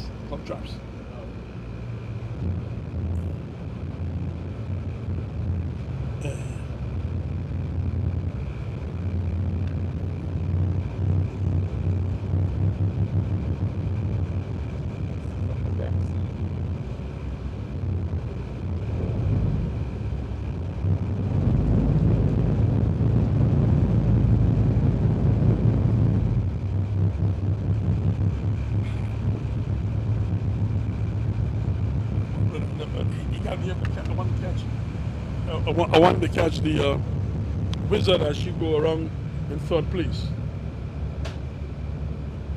What? As she go around in third place.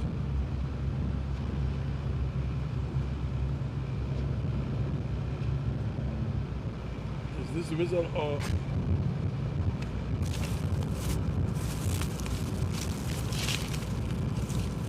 Yeah, that is the wizard. That is the bullet. This is the... No! No!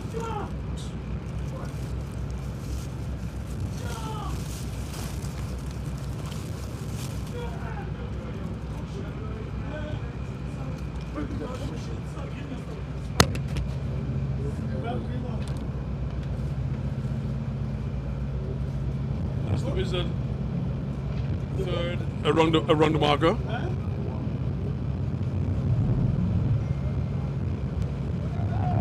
And who tell you?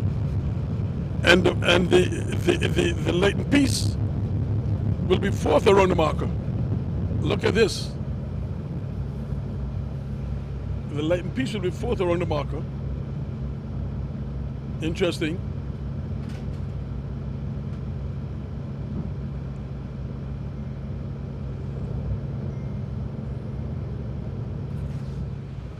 The latent piece will be fourth around the marker.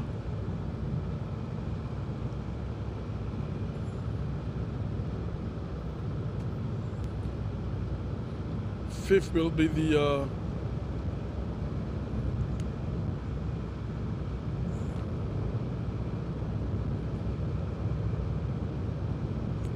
boy, the satellite got to do a lot of screwing to get over that marker. She's doing a lot of screwing to get over the marker. Look at it. Oh my goodness. It's going to be a hard one for her there. She's doing a lot of screwing there. Will she make it? I think she can. Yes, she can. Yes, she got it under her lee. Okay. Yes, she make it. Satellite is fifth around the marker. Let's see what's happening. These are the books here. The UFO will be sixth.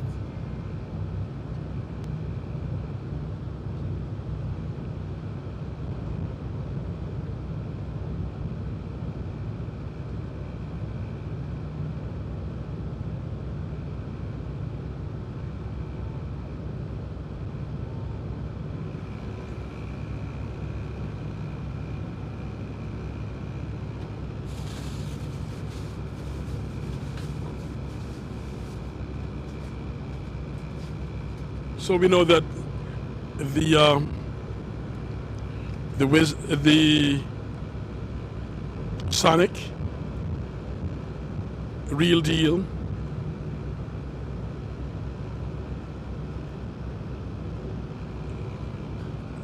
Wizard, Satellite, Latent Piece, those are the first five boats which is dominating as of now.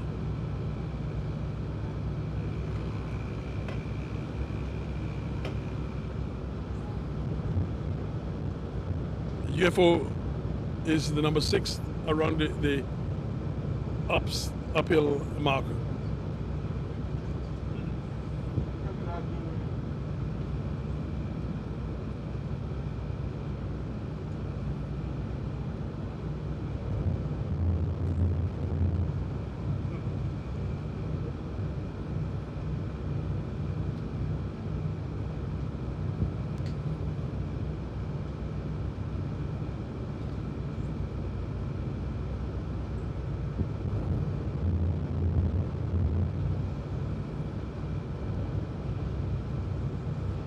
UFO has gone around. Jive beautifully.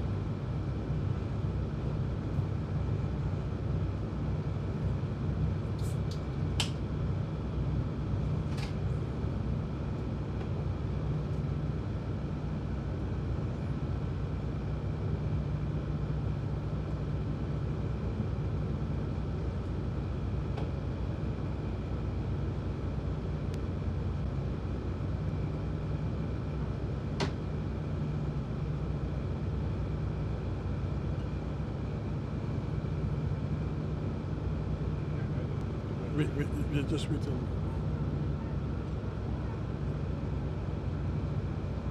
the Wasp will go around 7th.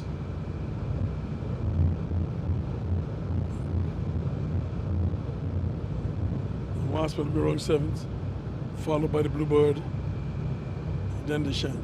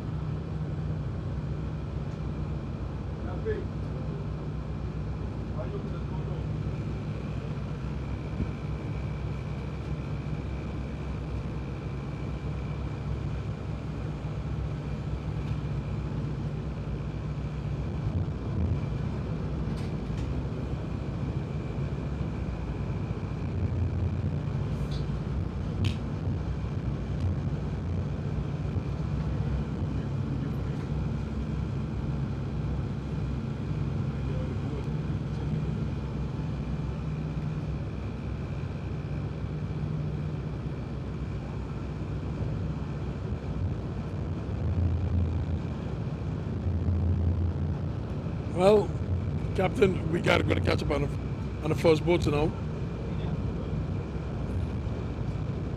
Seeing that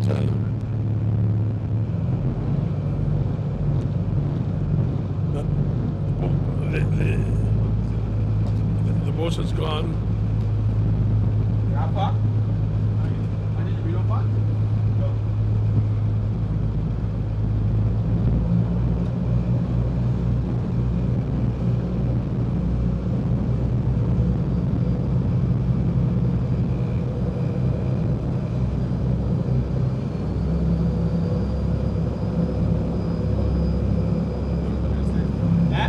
Okay, ladies and gentlemen, as you can see, and I know my cameraman showed, all the boats has gone around the upwind flag, and they're on the downwind side. So we'll check and see how they end up on the downwind side right now.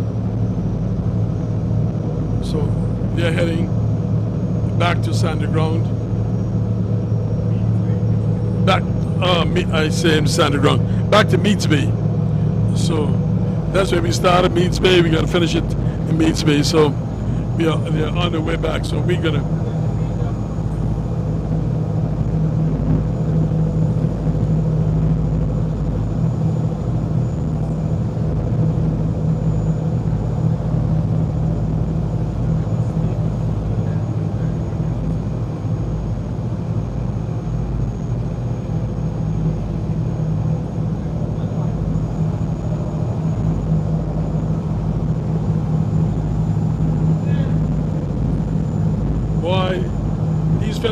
boy, they're eating their food and forget about me. Poor me. That's okay. I'm not gonna say nothing. Yeah. I'm telling the nation how you're eating your food and forget about me. But it's okay. Don't worry about it.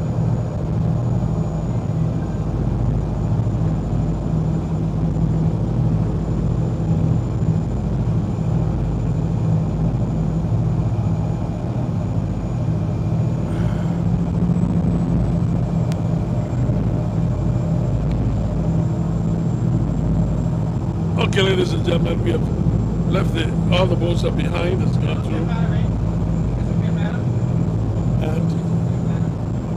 and now just one thing for me, don't worry. I gotta talk. We cannot have a dead bike.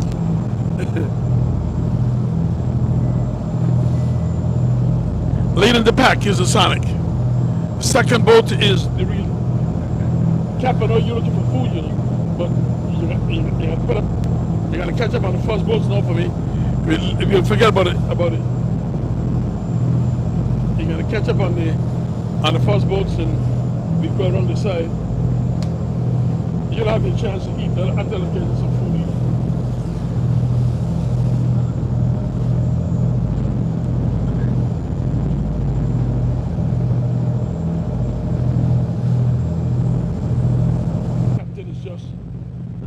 Taking a little bit of sip, and as we head westerly.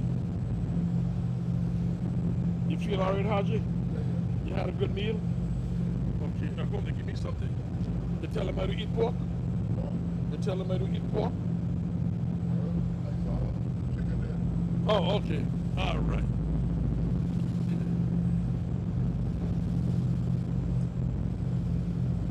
Remember, ladies and gentlemen, on my way up, I told you that the Sonic got to give a real deal a distance going up. If you don't, I personally believe, real deal will catch her on the way down. I told you that from about an hour ago. And now that we are catching up on the two boats, and look at my words, is coming true. Hutch, look in front. Close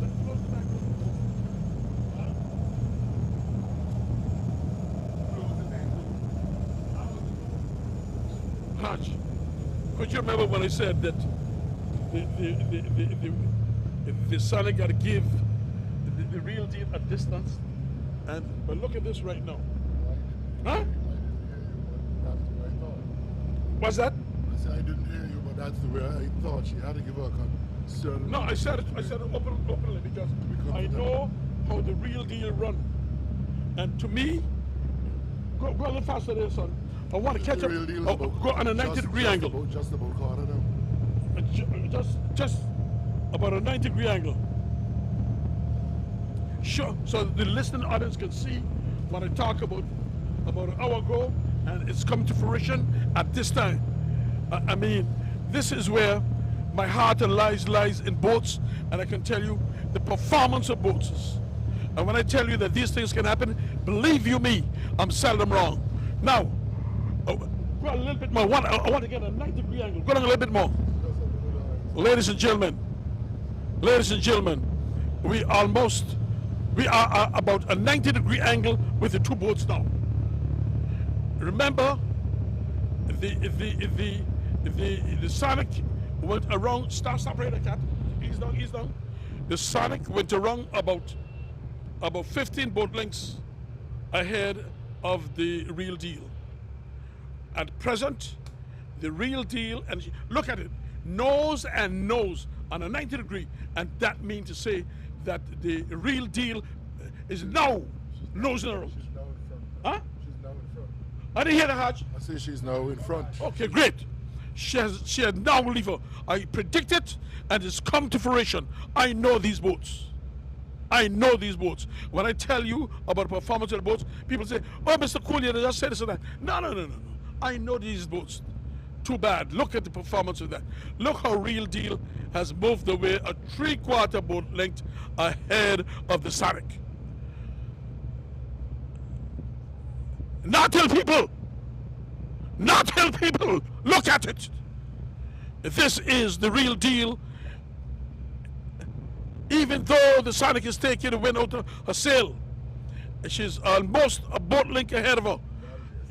Just about. And when she get from clear from under lee, she's going to leave her distance. That's why you say the race is never over until over. The Sonic took the 3 prizes up, and on this downwind flag right now, as the distance that went around first around the stake boat at Blowing Point, I can tell you that the Real Deal will take the downwind prize. It's for the distance she was ahead of her. She's now a boat length and a quarter ahead of her, and now she cleared her sail, and she's going to get her own wind, and this is going to be it. So the race, the first prize is not over, and I'm going to say it's never over until it's over, because we also got the 2 greyhounds behind coming, and I mean that is a good distance, but this is a possibility that the probability that the Real Deal will show a good thing there. It's going to be a good fight, because this person going to light up, and they're going to go here, and they're going to be a dog-eat-dog fight. Who do this and who do that? It's going to wait to see. But for the distance that the Sonic went around, you could play it back on your thing and see, and play it back when I told you all from here from here all the way down here that the Sonic got to beat that distance, because I know the performance of these boats. I studied them, I sleep with them, and when I tell you something, I'm seldom wrong when it comes to the performance of these boats. I know what it can do. I know that with the new sail that the Sonic got, she had improved quite nicely, superbly. But I know the Real Deal in her day, and she still says she got her days to come, and she's going to perform. Not tell people. You listen to me, not tell people. Oh boy, I can imagine seeing my good friend who, and my dumb partner, beating a partner. I could see his face right now. And so there we go.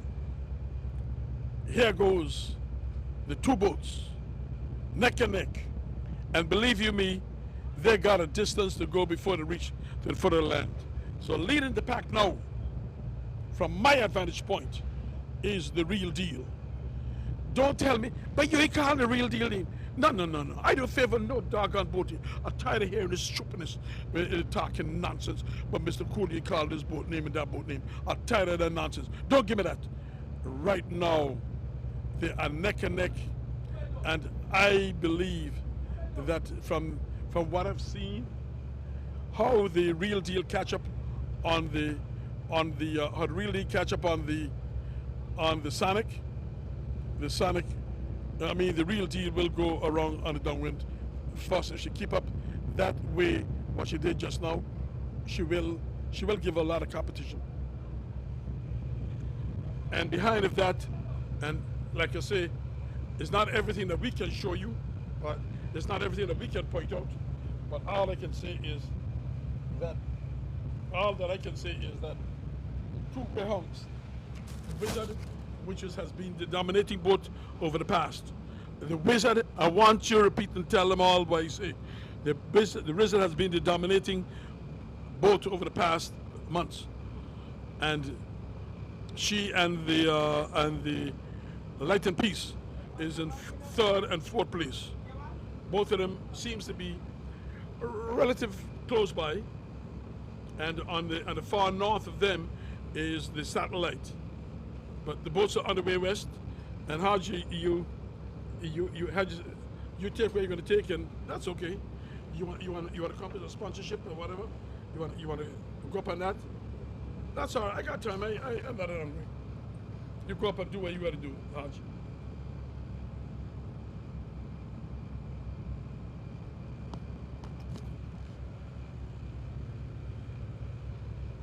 Yes. Oh, okay, cool. I'll probably try sticking some of the pointers for the people who work so hard in getting these prizes together. First prize, we are talking $1,200, and it's sponsored by Sharky's Restaurant. There's also a bonus first prize, and a bonus prize of $1,200 sponsored by Curtis Love, Art Party, and by a real estate company. Oh, that's Curtis's Real Estate Company. The second prize will be $1,000, sponsored by Jerry Taxi and Tours. Third prize, $800, sponsored by Jerry. No, that's not Jerry. That by Leviticus Lifestyle and Travel.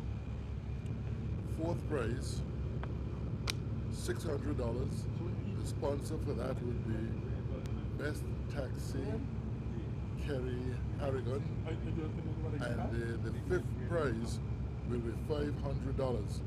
That prize will be sponsored by Wintberg Limo Service, and also that's in the US Virgin Islands, and Ashley Hodge.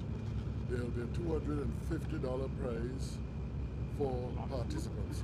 So they are the golden sponsors, all 8 of them, real good prizes sponsored by the people I mentioned, and they went through the hard work of Rhonda, her sisters, Mrs. Hughes, and all who are intimate with this, with Anguilla boat racing. So certainly they were the main prizes. There will be 5 trophies that will be awarded to the first 5 places. The first prize going towards the west went to UFO. Then you had the Sonic taking the next 3 prizes, and they are now battling for the prize coming towards the west. But this is early days still, and once again,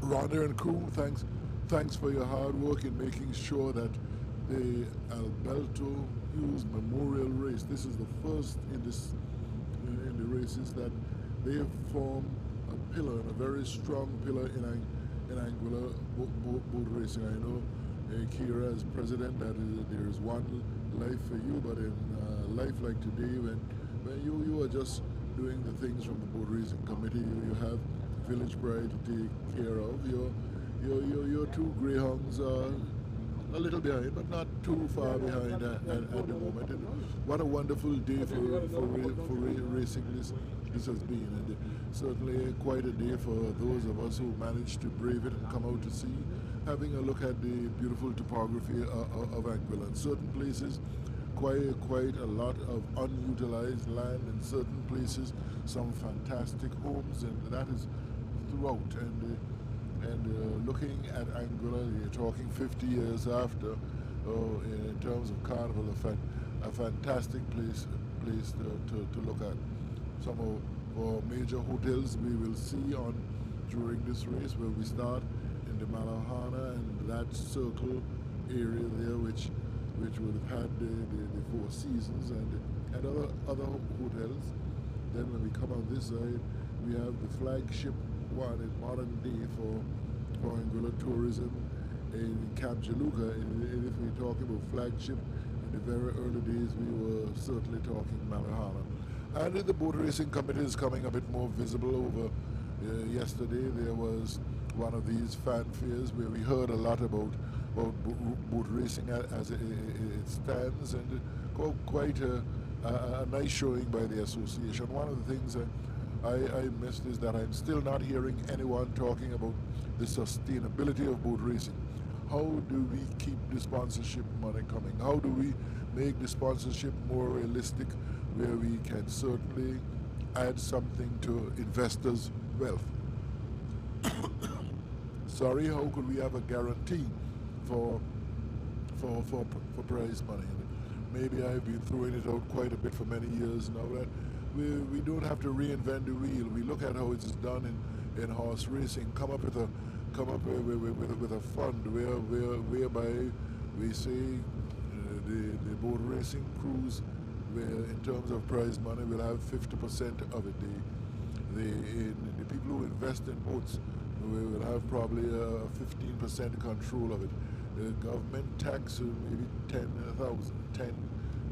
and that we are talking 75,000, and the rest of it go into some other area that will have demands on the sustainability of boat racing, because boat racing is several generations old in this country. You're talking from David Carter, who is one of the historians who did some research on boat racing, and he's saying 300 to 400 years. We all agree with that, is because as we would have spoken to generations past, as we search documentation around the place, we are seeing that it's over 300 years old. You hear a lot about the origins of boat racing, where it started. One of my village guys were convincing me that the valley people should do more, is because in terms of boat racing, is because they are where boat racing actually started. In terms of the onshore activity, we're not talking about the Santo Domingo trade when they will race back home. We're talking about people who had a fishing boat, go out to fish, and then race coming back. But racing has become such a sport in Anguilla now. You're talking A class, B class, C class, pond boats. Certainly what brings the crowd now would be the A class and the B class. Sorry. And we are right now in the heart of boat racing seasons, because these to racing today, tomorrow, there should be racing for the Fete. That's the Bastille celebration in Marigot. We are going to see what happens there, because there are rumors that race could very well, that B-class race could very well take place in Anguilla. No confirmation of that, but that is what has been knocking around the place. We are coming towards which this is now the Capjaluka area, and still some way to go towards the west. And there has been a dogfight between the Real Deal and the Sonic. We will wait to see how that comes out. Mr. Cool, you heard his theories. He said he made a prediction, and the prediction came true. But certainly that's a non-brainer, because anybody who follows boat racing in Anguilla will know when it comes to the rundown, the real deal is probably the boat to beat on this island. But quite a lovely spectacle as we look towards the hotel just below the rendezvous area, Aurora. You could see the imposing building on the western side of there. We could see the Aurora real estate area, beautiful white buildings. Then we move into the area now, as I said, it's the Captain area, the modern day flagship hotel on there. Fantastic scenery. Just a couple of miles of unbroken white sand. And when I say white sand, I mean white sand. So there's not much difference between the color of the sand and the color of the white houses in the back end. That stretches way towards the west where a yachting marina is. So my animated partner, Mr. Cool, is once he gets one on you, he will keep it going in the loudest of mouth for the longest of time possible. So that's what's happening now. He's gotten off the mic, but he is back in of this boat, trying to be a crystal baller. So this is the Alberto Hughes 4th Memorial Race, and your 4th annual memorial race, and it's living up to now to be the spectacle that one would expect it is. And certainly we have boat racing for several persons who have contributed to boat racing in some form or fashion. But the very interesting thing is that most people will accept that all of this has been the result of one noble guy who didn't only serve boat building but serve his community.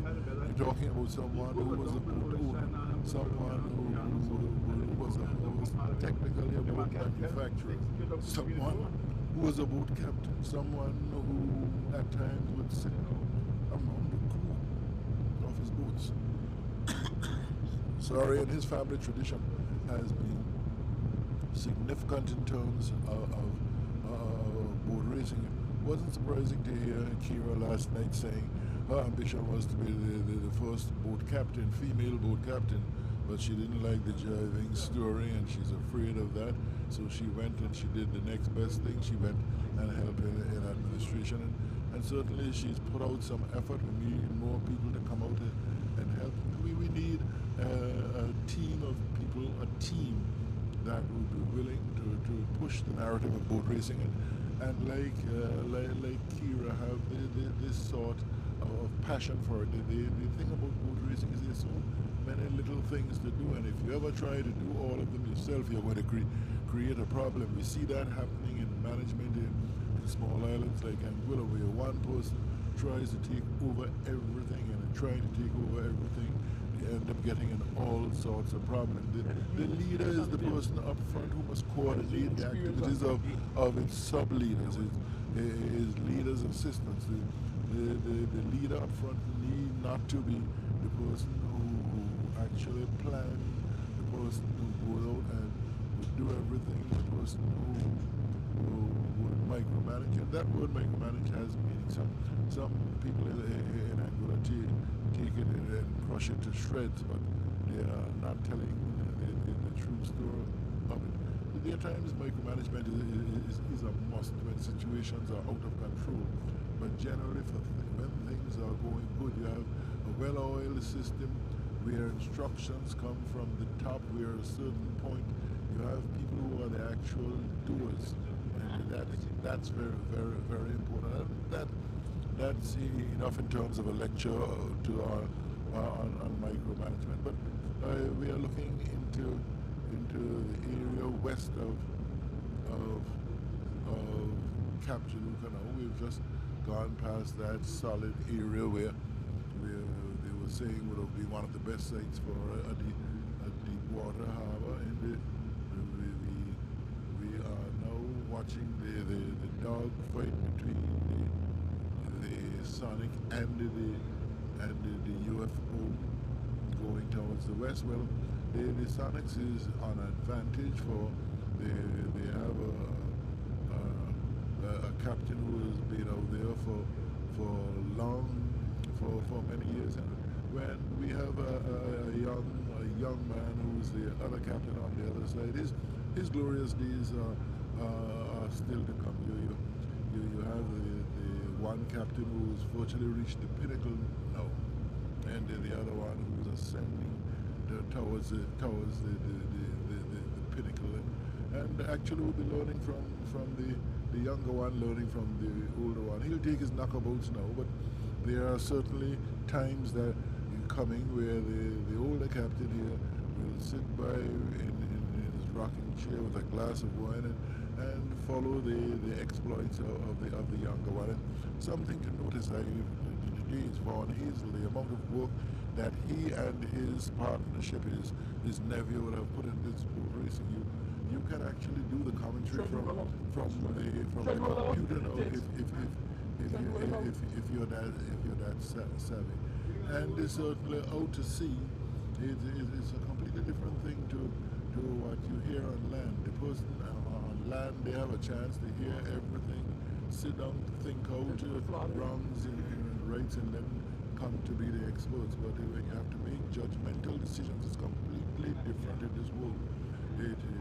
So we have to be careful about that. One of the things which worry me is I hear people talking about what they used to do in boat racing 40 years ago. Come on, let's change that narrative. Well, 40 years ago would have provided the groundwork for a lot of things.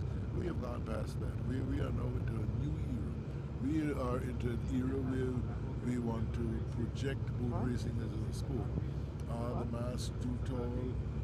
The booms too long? Do we have to do something with regard to the boats that will not change the substance and structure of the angular boat? Because the angular boat is a unique bit of craft, and certainly we will want to preserve that image.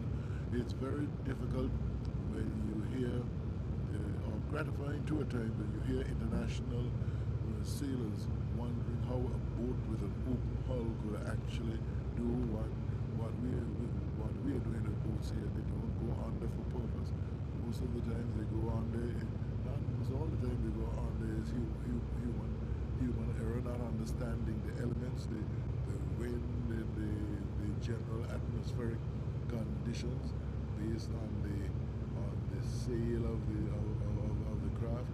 But certainly we are getting better, and it's time for us to stop the talking and actually put some of that talk into effort where we can certainly build this sport. You know how happy Anguillians are in many cases today to just be moving from place to place and seeing this bit of sculpture in the water with a mast, some up to 60 feet in the air, with 40-foot booms and with 20 to 25 sailors aboard, battling it out is just for the whole thing of human upsmanship. That is fantastic. And I keep saying that the sailors love the extra money, but they do not have the money as the prime part of it. And we as a community are going to have to find ways where we increase investor wealth. The people who are bold enough to take up $50,000 to $70,000 and build a boat. Sorry. And certainly have a reserve of at least $15,000 to $20,000 all the time in case a spar will go, in case booms will go, in case jibs will go, in case they're looking for some additional speed or whatever, in terms of doing some adjustment and cutting. These are all things that we as a public will have to help out in.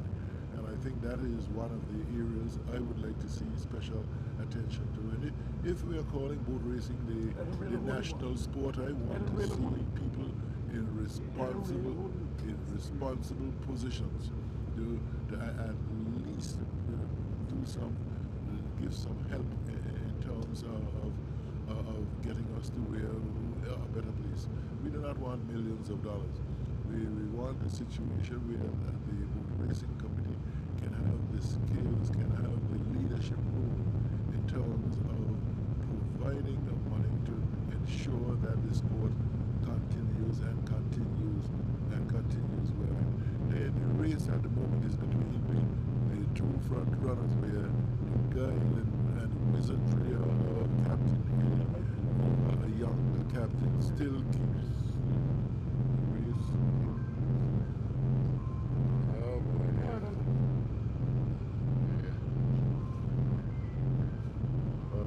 That sounds like Mr. Cool's phone, but Mr. Cool is in the back of the boat and he's not going to take calls at the moment. So the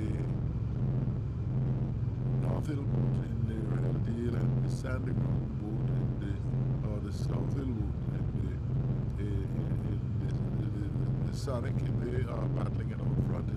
It's a very interesting thing. The Sonic has not been sailing well for several months. And as soon as she had the help from another boat, the mast is not needed immediately, and she's been doing so superb in recent times. Let's hope when she gets her rail mast, which is somewhere on those matches, and then they decide that was willing to turn around and lose it.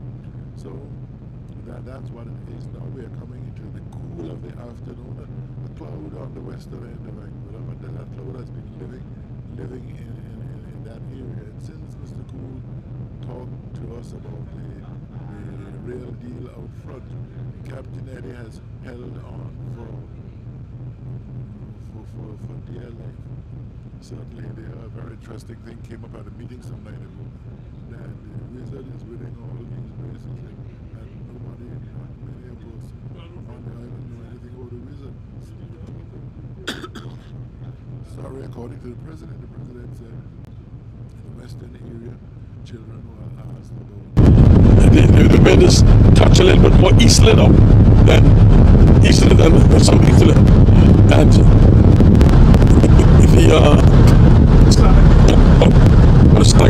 the